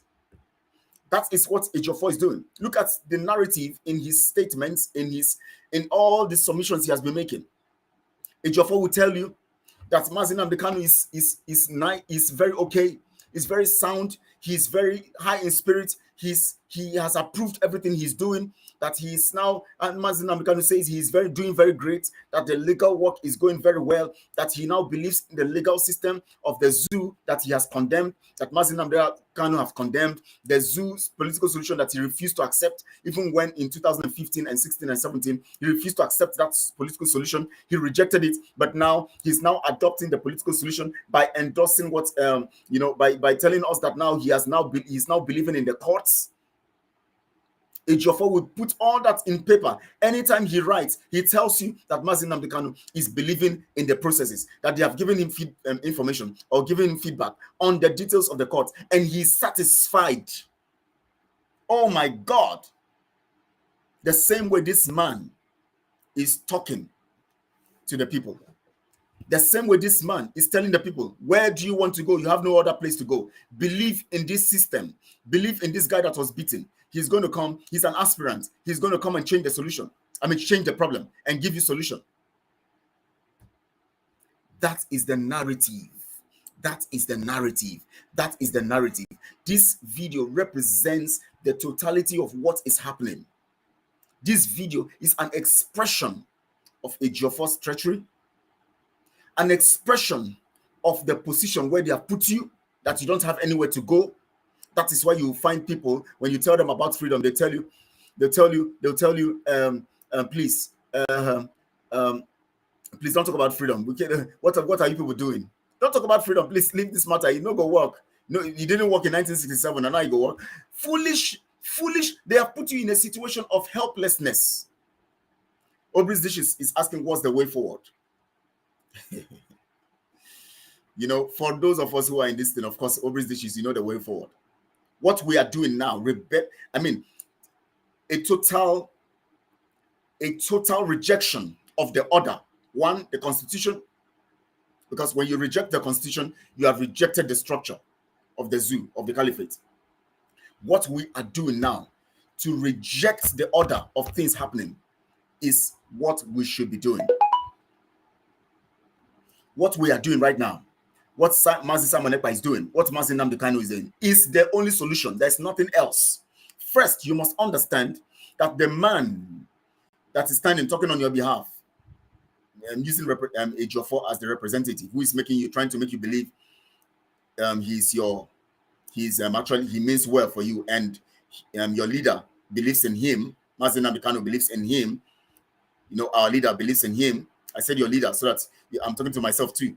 That Mazi Nnamdi Kanu believes in him, and that he represents the justice, and then that whatever he tells you is actually what your leader or our leader is telling us, and that you will always find solution when you follow what he tells you, which of course he is pushing you towards election.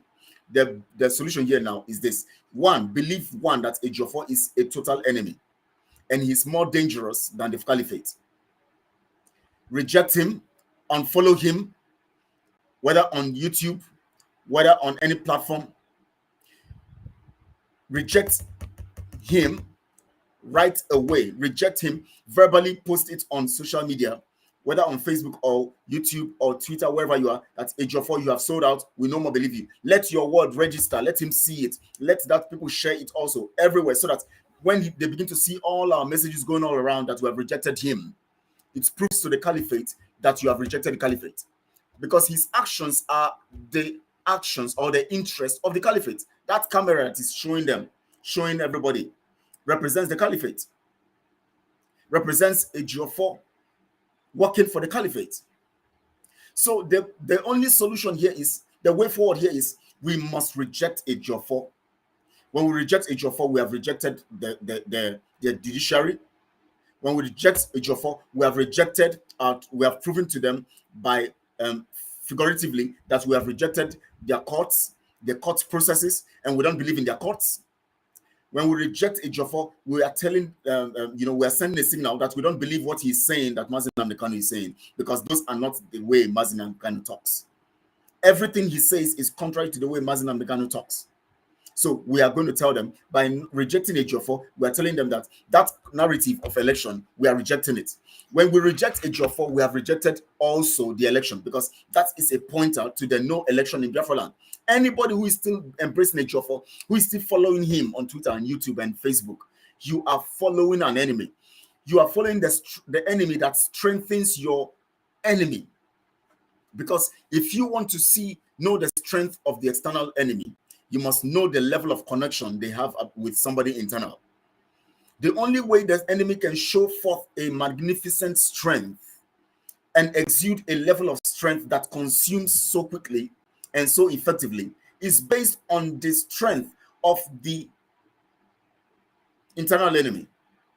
It's based on the connection, the kind of connection they have internally amongst the people around you. Okay, at Bartholomew, please Kelechi, block him and Lewis. Okay, I'm not actually reading the messages now because I've been taken over by what I'm preaching, but I'm going to start going to the messages now so that I can know what you're talking about, or these issues. I've not, because I just saw, it's just some of the messages I just see as a glimpse. That's why I'm commenting on all of those ones, like what's the way forward and all of that. So now this is the fact, and I want you guys to know that this is the only time to do this. Now I'm going to go to the messages that you have dropped here so that I can know your mind, the way your mind is working. And if you want to call in, please, I'll give you the opportunity to call in, please. If you want to say something about what I've said, because I've spoken so many things, I don't have time. I wanted to go into maybe on maybe next week or maybe on Saturday. On Saturday, we're going to be having our guests here, and Pastor IK and also and Chief Emeka. They'll be coming here, because we're going to, of course, it's the Nugget Conference program.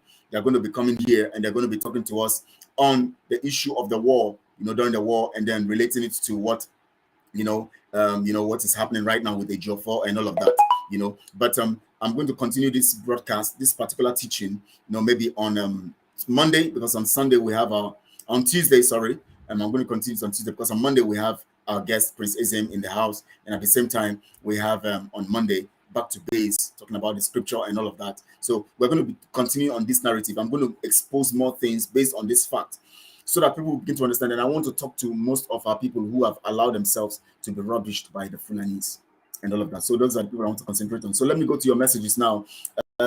John Almeida says gentle. Okay, you're talking about the guy that I was asking about, gentle. And so Florence Hodge says Ejiofor is dishonest and should not practice as a lawyer.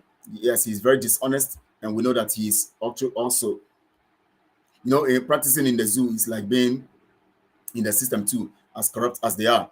Oh, sorry, please let me take water, please. My throat.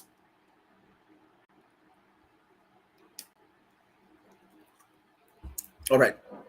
Mr. Dazan says Osadebe Ekenem Chuku Osadebe, be blessed. Okay.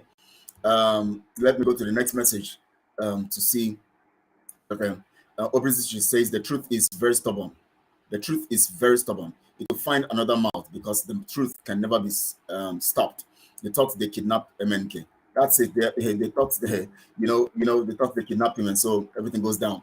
Obrisichi says you can arrest, kill the truth. It will find another body. That's what MSC is doing. Yes, the truth can never lack body. It will always find body. So definitely, you are very, very correct, Mrs. Obrisichi. Thank you so much for that submission. Wachuku Mwakego says charge and bail lawyer. Ejiofor is gone. Done and dusted criminal. Don't mind that criminal. Done and dusted. That's what he says. He has no other narrative. He has nothing to sell. He's just there empty and empty. Owa Junior, Mazi Kelechi, you are one of the best analysts in Biafra restoration. I thank you so much for helping Dragon Simon. Thank you so much, Owa Junior. Thank you so much for that compliment. I appreciate you so much, my brother. Thank you. Thank you. Thank you. Mr. Dazan Ejiofor is pure evil. Thank you so much. Thank you so much. Thank you so much. Yes, he is very, very evil, and then we must reject him. Every Biafran, go and unsubscribe to his channel. Go and unfollow him on Facebook and everywhere. Let's abandon him and isolate him. He's a wicked man. He has the killings happening in Biafra land today, directly or indirectly, is linked to him because it is his actions and inactions that is actually causing what is happening today, in Biafra land. So he's a very evil person, and so unfollow him. Esther Chujum, God bless you, my son. May grace, long life, more grace, long live MNK, more strength, stamina, and his grace continue to abide in all the fighters. Thank you so much, Mrs. Chujum. Esther, thank you. The world has controversy. The world have controversy with truth, but the time for accountability is here. Umuchineke is guilty. Umuchineke is guilty as charged.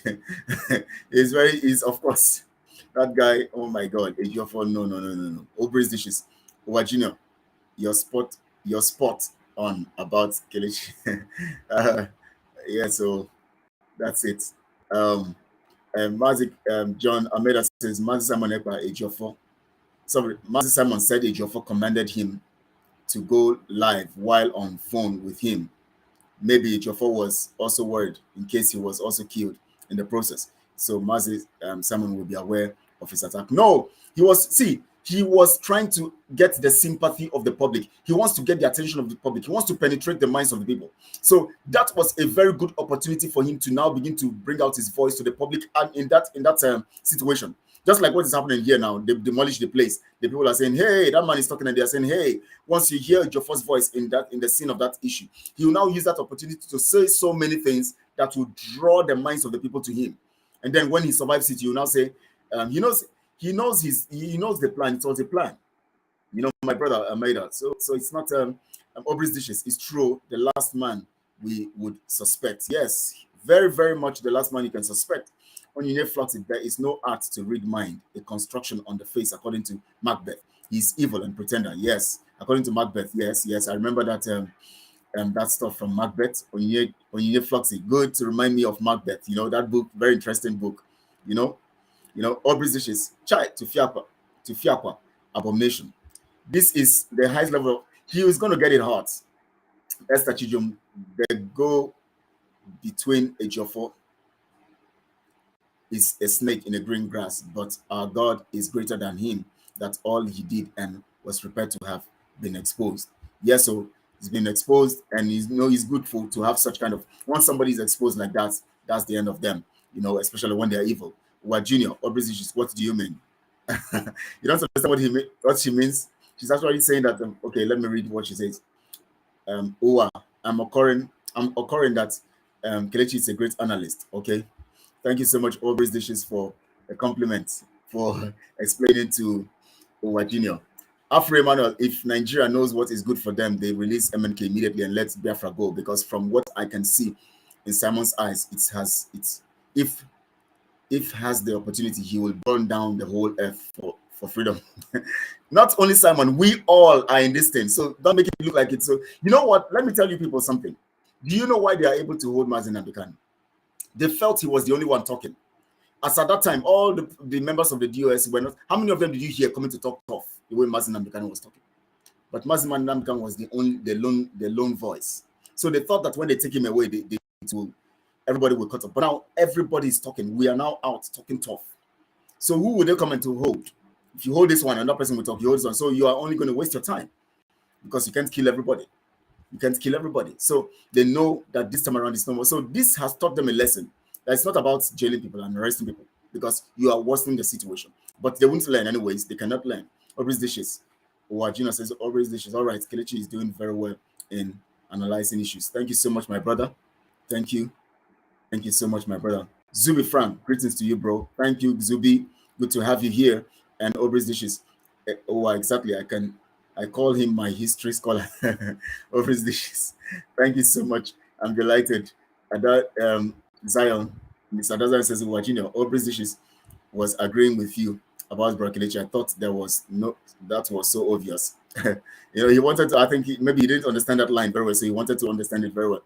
Idika, Achoro, we move, my beloved brother. Yes, we move, nothing stops us, we're moving. Mr. Dazan says, nothing happens for nothing. Yeah, so nothing happens for nothing, and that's why everything is happening for good now. Keep the fire burning, Idika Ochoro. Thank you much, Idika Ochoro. Idika Ochoro, thank you so much. Obris dishes, Adazan, some people need more explanation than others. Yes, so some people need to get more detail, of facts. So it's good that Obris dishes had to explain to him to understand better, so that he doesn't, when there's a kind of something not understood in a context, you have to actually ask questions to find out what it actually means so that you don't miss out the whole content of what is expected to be known. Chidek's Ahams, all the sabotage and betrayal of Biafra freedom shall never go free when Biafra comes, to whom it may concern. Yes, so none of them will go free. Chidek's, thank you for that. None of them will go to whom it may concern, correct? It's Zion. Yeah, I understood him. Okay. Owa Junior, it is actually Aubrey's dishes is actually her, not him. So so you get that now, my brother. So okay, let's go the next message. And the next message is from Aubrey's dishes. A she, Biko.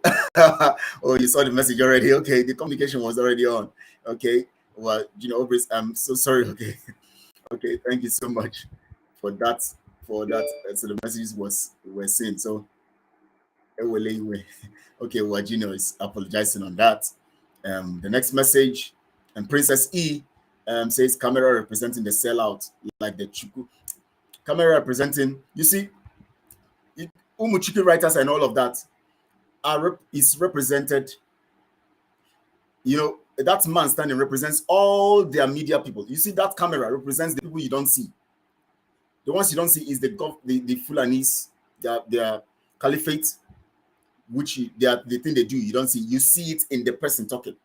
So the Umuchuku writers and all those people are in that person talking. They tell the lies. They keep dishing the lies and all of that. The camera is that one that is hidden, that actually is represented in the person you are seeing talking. So their media platforms are seen. They are the ones, their mouthpiece. They are the ones who speak for them, just like the lawyers speak for them. But the camera represents them you are not seeing, but you are seeing them through those people who are speaking for them. You understand it, Princess E? So that's the concept here, And so Aubrey's dishes Owa at Owa, okay? To Owa also, Ken Okay, Chukwayim, Mazi, you are doing a great job. Keep it up. Thank you so much, Ken. I appreciate you for that message. Thank you so much. I appreciate it. He can answer a lawyer for now, but later he will become abandoned criminal sooner or later. About more than 70 million of Biafrans will come for him for judgment and justice. Of course, he will run away from Biafra land very soon because he is going to be Ejiofor, Ola, Olusigo, or Nabago, period. That's it. So thank you so much. Idika Achoro. Okay, Idika Achoro. Thank you so much for that music, reminding us of that music in this critical time. We really need that music. He thought it will be business as usual when he could easily confuse the Biafrans. Ejiofor's level don't change. Honestly, in level don't change, because he has gotten it hard from Biafra. He thinks we are fools. The speaker has just woken up from sleep. Has just Mr. Dazan, you're talking about that video. The speaker knows what he's doing. Don't you see the way he looks? He's a politician. He's using that as a means of selling his candidate. He said that guy was beaten because he's selling his position and what he represents. He's going to now tell you that the people will now believe in him, and he will start to telling them that he's going to fight for justice. Before you know, they begin to install their own people, the people they want. Those ones will come again, and they'll still stand to talk about it and all of that. It was clear. Okay, you're talking about when I was playing the video, Princess E. Thank you for that. Please, what is the genesis of this video? What happened? Which state? For what reason? I didn't understand why they demolished the building.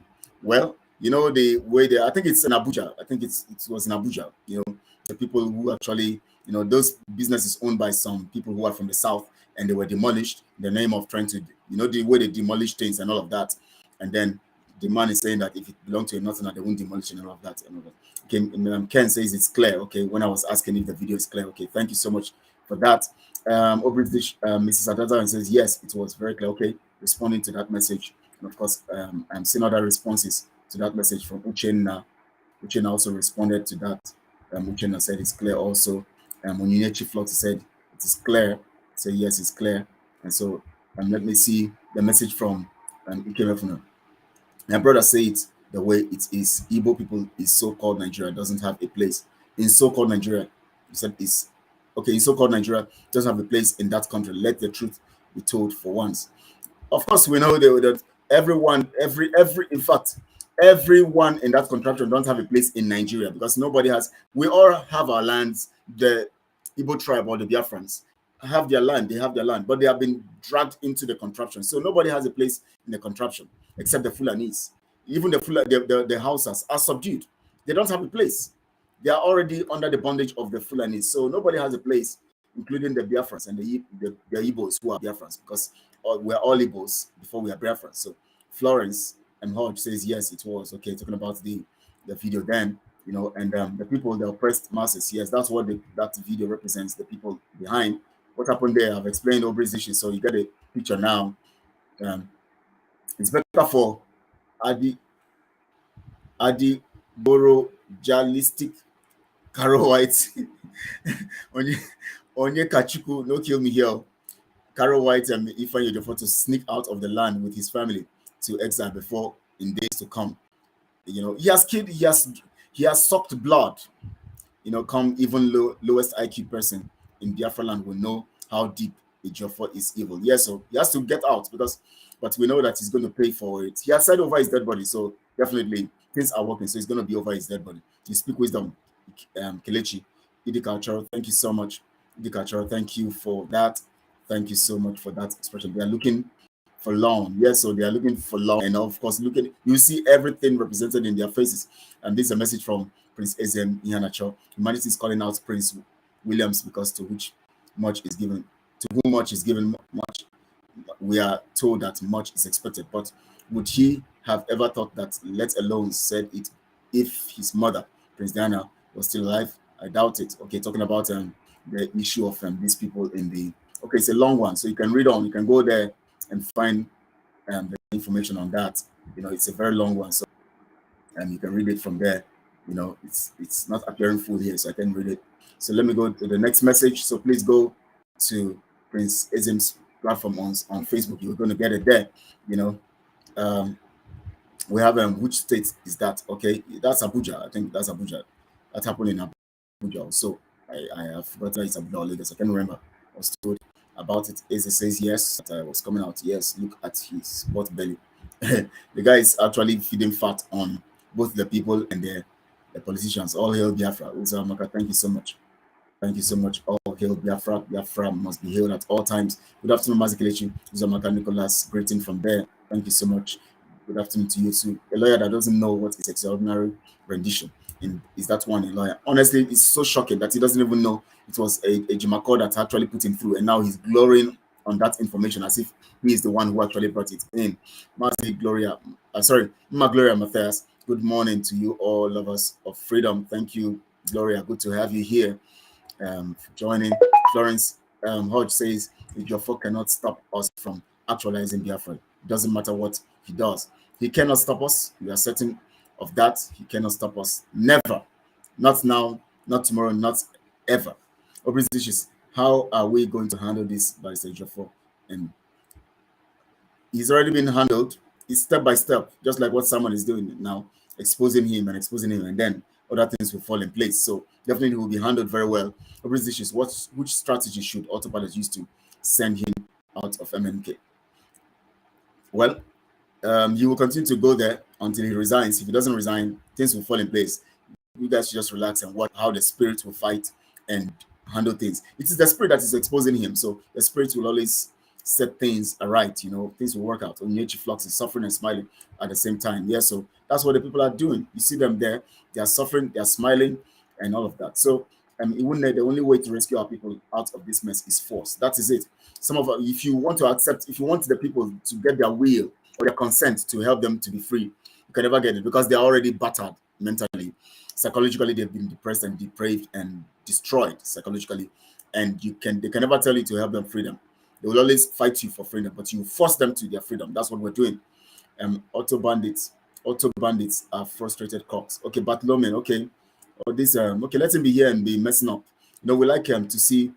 Please, people should, whenever you see one interesting thing that I like, is this. When you see people like this, you just leave them there and ignore them as if they are not existing. And let them begin to disgrace themselves. They are frogs. Remember, frogs are accepted in the society. Frogs are permitted to jump everywhere and just make their noise. Remember, I told you they are not errats, because when you say they are errats, you are giving them the power. That means they can come here and destroy. What we are doing now, are they spoiling it? They can't destroy the freedom fight. They can't stop the fact that in 107 days from now, we're going to get into our freedom. They can't. But they will keep making noise. That's why they are frogs. So all we need to do is to read their messages and understand how their minds are programmed. Maybe along the line, when they keep listening as they are posting their rubbish, as frogs as they are, it's either they were going to jump into the hot water and die, or they're going to jump into the hot water that will give them water to drink and save them. So maybe our messages will now become the cold water that will help to save them. Our messages can be two things to them, either the hot water or the cold water. So along the line, allow the message and everything to destroy them. Leave them, ignore them. Just leave them to be messing up. He's an frog, so let's permit it. Let's allow frogs jump around until they jump into hot water or jump into cold water that will save them. You see, allow them. Just allow frogs to jump. Bartholomew the frog, Bartholomew the frog. Please continue. We're enjoying your groove here. Tina Martin sauce. They always promise that what they can never give. Tina Martin sauce, I wanted to bring you to my panel yesterday, but you ran away. You didn't want me to bring you. Why were you when Mazi Samonepa on Monday was saying ordinary cortal? You now took it up on yourself to begin to talk about cortal. Tina Martin sauce. I'm coming here now. I want to bring you into my panel and ask you what have court done to you. You have to give me an answer to that, or else I'm going to sanction you. Yes, Kelechi, they always promise what they can never do. I want to sanction you on that. I just read your message. I started laughing. I said, "Sit now." So I say, "Oh my God, Bartholomew the frog. Frog, good to have you here, my humble frog. Keep jumping around and commenting. Keep typing.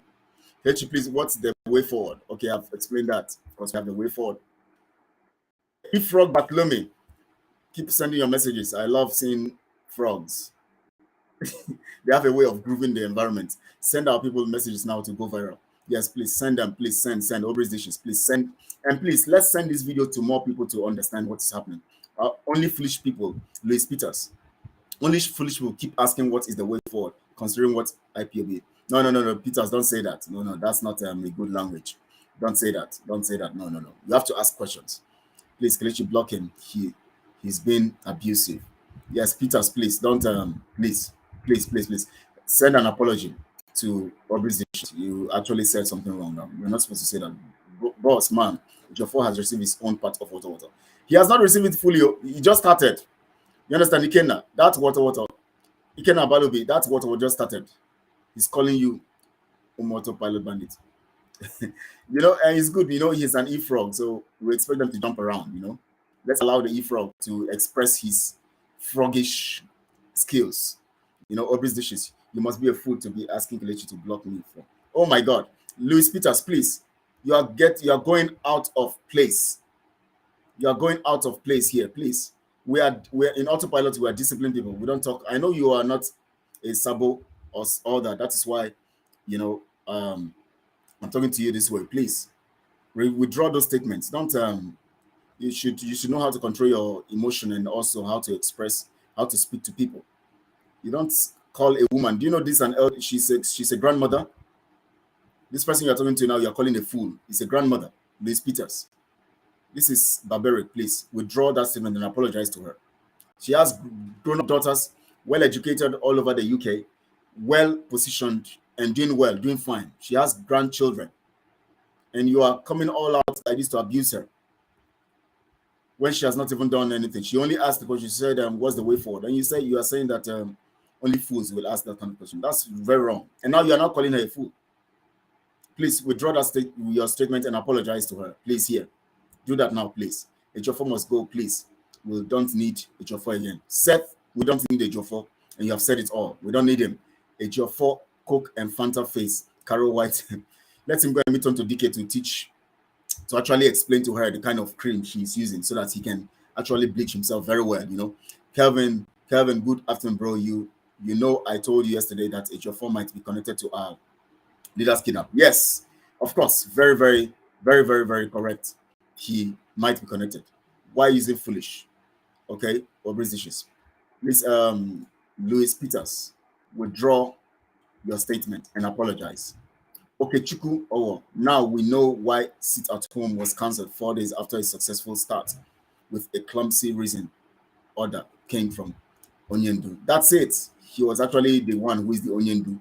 Additional such kind of message. Ikenna Balobi, Mazi Simon is the hot sun that hit on the cricket in the afternoon that makes it shout like a mad dog. In the night, wahala for Ejiofor and those criminals. Honestly, wahala for them. Jalameda, all correct to get sympathy. That's it. That's what it's about, to get sympathy from those who are hardened. How can you get sympathy from people who want to kill you? People who are killers. Nkechi, good morning and keep same energy. Thank you so much. Much love from here to you, Nkechi. Much love from here to you also. Evermart, Ifeanyi Ejiofor is a foolish and a wicked clown of 4 age. Go Ifeanyi Anyi. Okay, you're talking about what Ejiofor and okay, that's good. Evermart. Ejiofor is already, he's cultish. He's an occultic person, so he's a Ruben Nadi. Good morning and good job. Ejiofor must suffer. The spirit of Biafra is working. Thank you, Mrs. Ruby. Good to have you here. Good to see you. Thank you so much for that message. Good to see you here. Blessing Ngozi. Good evening, Mazi. Thank you, Blessing Ngozi, for joining. Blessing Ngozi. Blessing Ngozi. Is this the Blessing Ngozi I know? Is it Dr. Ngozi? Okay, I don't know yet whether it's Dr. Ngozi. Margaret Jogwer, good day, Mazi. Thank you so much, Margaret Tay Jogwer, our German representative. Ikenna Avalobi, the same Ejiofor that tells us that Mazi is not. Oh Lord, please don't remind me this because I don't want to. Maybe next time I'm going to talk about this. Telling us that he's not mentalist, he's, oh Lord, mentally unstable. He's now telling us that Mazi said we should drop our arms. Can you imagine that kind of man? Oh Lord, help me. When it comes to a story that he doesn't want to hear, Mazi is unstable. But when it comes to a story that he wants to design as a means of deceiving us, Mazi is very stable. Please allow me to drink water.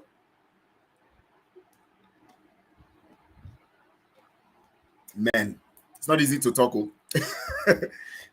Talking is a serious job, I tell you. I'm just coming back from work. All the same, well done. I promise to go back and listen. Please do, Margaret Jogware. Please do. We have said so many powerful things here that you need to hear. Alison Precious. I think this is the first time I'm seeing Alison Precious here. Alison Precious, you're welcome. Your almost disappeared from Biafra land. Many things have changed. We are wiser now. Whoever will not be our current, whoever that will be our current, if Yejuna is gone. Yes, so you're correct, Alison. Thank you for that.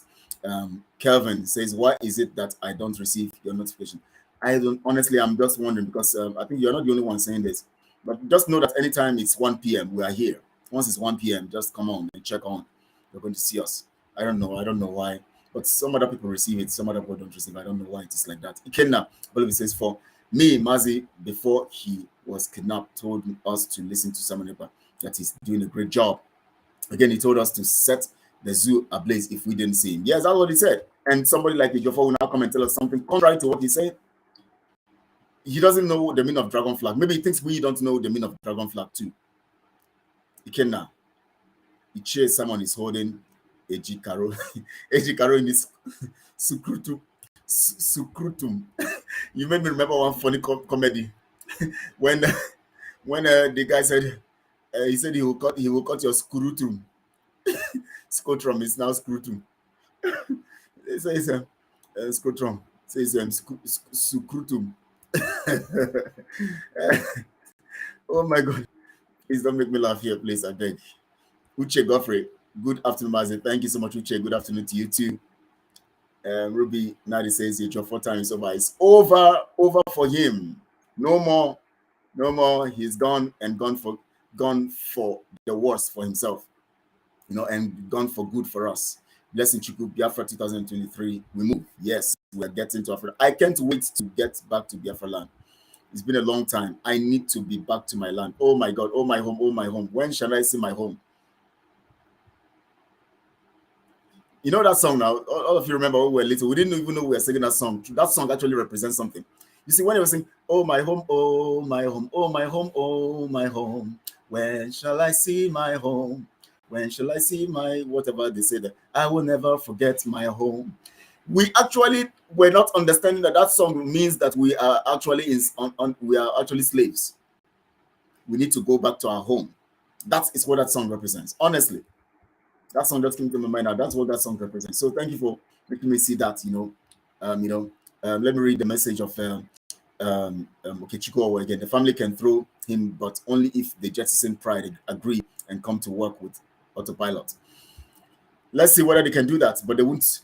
Pride has a way of destroying people, especially when they have done the evil. Good job, my brother. Obi Anyanechi. Okay. The good Lord will continue to bless you with wisdom, knowledge, and understanding. Thank you so much, Obi. Thank you. I think this is the first time I'm seeing your message here and your name. Please, thank you for joining. Please always join, and also please like the video, also share on all the social media platforms so that others can read this message and also get it. Thank you, Obi, for that. Uche Godfrey, Ejiofor time is over. Mazi, please. His time is over. We're not joking. We're not mincing words about that. His time is over. Dan Prince. Okay. What surprised me is that some of our people still not believe after all the exposition made by MSC. Why some of us knew and saw that before the exposition. May God help us. Everybody cannot always see it because people have been battered mentally by the slavery mentality and all of that. Tina Matansa says, Mazi, I love everything about Odogwu Samunepa. Very serious person, and at the same time, his sense of humor is always intact. Tina Matansa, when I saw that message from you, I was just laughing. I said, see, Tina just picked that one. Call to. You must explain this matter to me, Tina. You must explain, or else I'm going to bring you before the tribunal or the tribunal in Biafra when Biafra comes. You must explain that thing. Tina, you must explain that. You must explain that very, very well. Mrs. Ataza says Ejiofor has drunk his last chance saloon. The only way for him is down. Yes, so that's the only way for him. Down is the only way. He will continue to go down until he's consumed. He will crash. He will crash land. Mr. Ataza says, what shall I see? When shall I see my native land? Yes, when shall I see my native land? Honestly, oh, that song is powerful. I'll never forget my home. That song is powerful. When shall we didn't understand it because we were just naive as children, you know. We just saying, well, that's oh my home, oh my home. We didn't know that they were actually it was an indirect song against the caliphate and against Britain. But those who gave us the song thought that they were actually, actually making us feel good. And you know, they didn't know that we we're going to know understand the meaning of later. So we have now understood the meaning of that song. When shall I see my native land? I will never forget my home. I'm sure Ejiofor has not eaten since yesterday. Please, Bro Kelechi, tell him to run to Ikenga, Uragu, and that one that calls himself general of the confused elements. They are all part of it. They communicate. They're all together. You know, they're all together. That message was from let me see. That message was from Ikenna. Okay, Ikenna sent that message. So they are all together, Ikenna. Placidus, Duru, Casey, you are doing a tremendous job. I love you, brother. Thank you so much, Placidus, Duru. Thank you. I love you too, my brother. Thank you so much for that message. Ikenna Abalobi, I told General that Mazi Simon name will be the last name he will utter before going to Underworld. Yes, so he has actually beaten more than he can chew. And so that is what is going to happen to him. Thank you all for being part of this. It's already 2 hours, 21 minutes. And of course, I'm going more. The time cannot be enough for us to do what we have to do. I would have spoken more on this matter, especially using that video as analysis and getting to more points. But we should understand, especially I wanted to talk to those people who have actually been misled and been deceived and brought to the point of that crowd you saw behind that man, where they actually feel that they don't have anywhere to go. And they are finally kept them in a situation where they don't have any other place to go, you know. So and that is the situation. So I want to actually thank you all. We're going to have more time to talk about this, especially when I'm going to talk to the people to understand, so that when you begin to see yourself laughing at people who are fighting for your freedom, you know that you are actually foolish and you're actually the one who is actually who's actually needs to be pitied, you know. And that's what you have to understand. Take it or leave it. All will be abakaliki to righteous. Okay, to righteousness. Yes, of course, all will be. Yeah, you're correct, my brother. You know, we understand what abakaliki means here. Muchiku, don't mind those idiots. Ikenna, those who please, you guys should don't promote that name. Okay, you said Umuchineke. Okay. Ejiofor slogan. Don't mind the man. I thought we were talking about Umuchiku writers. You know, Ejiofor, that's his slogan. It will all end in praise, deceiving and manipulating people, socializing and penetrate their hearts. Go and pay money to a religious body to give him a night, and then you know when they make money, they try to start spending. That's how you see them. When they get money, they start spending on when they get such kind of money, they spend them on trifles, and they will waste it, and in the end, they will get down. And God has come to rescue Biafra, and Biafra will be rescued. Nobody can stop it. It is 107 days to our freedom. I can't wait to get into freedom. But the zoo will see it from this month, as we have said. They will get it hot and they'll keep getting it hot. And I promise you, everyone, please keep fit and keep strong. We are getting into our freedom very soon. We are getting free. We're already free, but we are going to enter into that freedom. Because as much as our minds are free, we are already free. Because the first freedom begins from the realm of the mind. And as long as I told you guys last time, I said, I have a personal definition of the mind, you know, which I actually defined, you know, created for myself. I said the mind is the personality on the throne, in the throne room of life, where life issues are accessed, initiated, and implemented. Accessed, initiated, assessed, and implemented, all through the humanistic kingdom. So you can see the mind is actually where, you know, when you see that it's anything that does not affect the human mind, anything that goes beyond, that goes against the humanistic kingdom, is actually not a reasonable thing. It has to do with evil, you know. And of course, the mind helps you to analyze issues, assess information, process the information, initiate information, assess information, and then implement information. It's on the realm of the mind. So if the mind is the place where all these things are fulfilled, then it simply means that once you are free in your mind, you're already free, because you will definitely enter into it. You take action based on what your mind has agreed on. And so it is that action that determines and proves the fact that you have actually been free. Good day, Kelechi. Ego, you're just joining. Since you're just joining, please go back and listen to this video. It's powerful. And please like this video as you're watching. Please, I beg you all, like this video and then share on all your social media platforms. We need to dominate the media so that evil cannot override us. These people who are sending wrong information in the media are actually dominating, and we need to dominate the media by sending the right information. And when you share, you actually have become an instrument of peace, of redemption, of freedom. So making yourself an instrument of redemption is sharing those information that will help the people to be free mentally. Because when you send that information to them, you have helped them to be free. Some will accept, some will reject, but the truth about it is that you are actually an instrument of redemption and freedom and liberation. So make yourself that instrument. Also subscribe to this channel. If you have not subscribed, please subscribe to the channel. We need to dominate the media. I keep saying it because media is very powerful. Remember, they conquered us in the war because of media. BBC media was used to conquer us because they were able to get the alliance all over the world to conquer us because of media. Now today we have to dominate the media, and as we get close to our freedom, we have to dominate the media, so that Alison Precious, thank you. I appreciate that. So we have to dominate the media by sharing the broadcasts, sharing the messages, and sharing everything all around so that people will actually be part of it and all of that. So please play your own role and be part of it. You're welcome, brother Alison. Thank you, Alison Precious. Thank you. Please play your role. It's your role to like the video, subscribe to the channel, and share all over. When you subscribe and we are able to grow and increase, we can now begin to defeat all these enemies. Before you know it, the truth becomes the center reference point to universal order.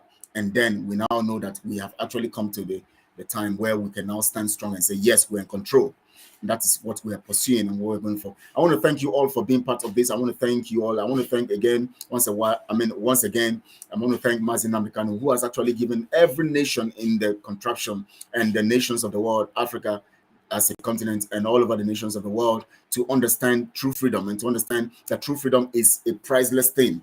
And that is what we're going after. That is why the Oduduwa world wake up and everybody wake up. And I thank Professor Banji Akintoye, who actually keyed into this and has stood strong for the Oduduwa nation, being the leader of the Oduduwa nation and standing strong in this regard and all of that. And I want to thank him so much for actually, allowing the alliance to be made possible and standing strong to be the one to read the details of the alliance. I want to thank Mazi Samonekpa, who is the spokesperson of Biafra, at the same time running the affairs of Biafra restoration through the mood of the autopilot, which Mazi Nnamdi Kanu passed the baton to him and said, the pilot and the affairs of this stuff until I'm out. And he's doing it very, very well and uniquely. I want to thank Sunday Igboho and Sunday Adeyemo Igboho, who actually is the one who has brought a new dimension also to the mandate of the Oduduwa nation and standing strong in that regard. In spite of the fact that he was actually incarcerated, he came out free, and the first thing he did was to join in the alliance, and then he also spoke strongly,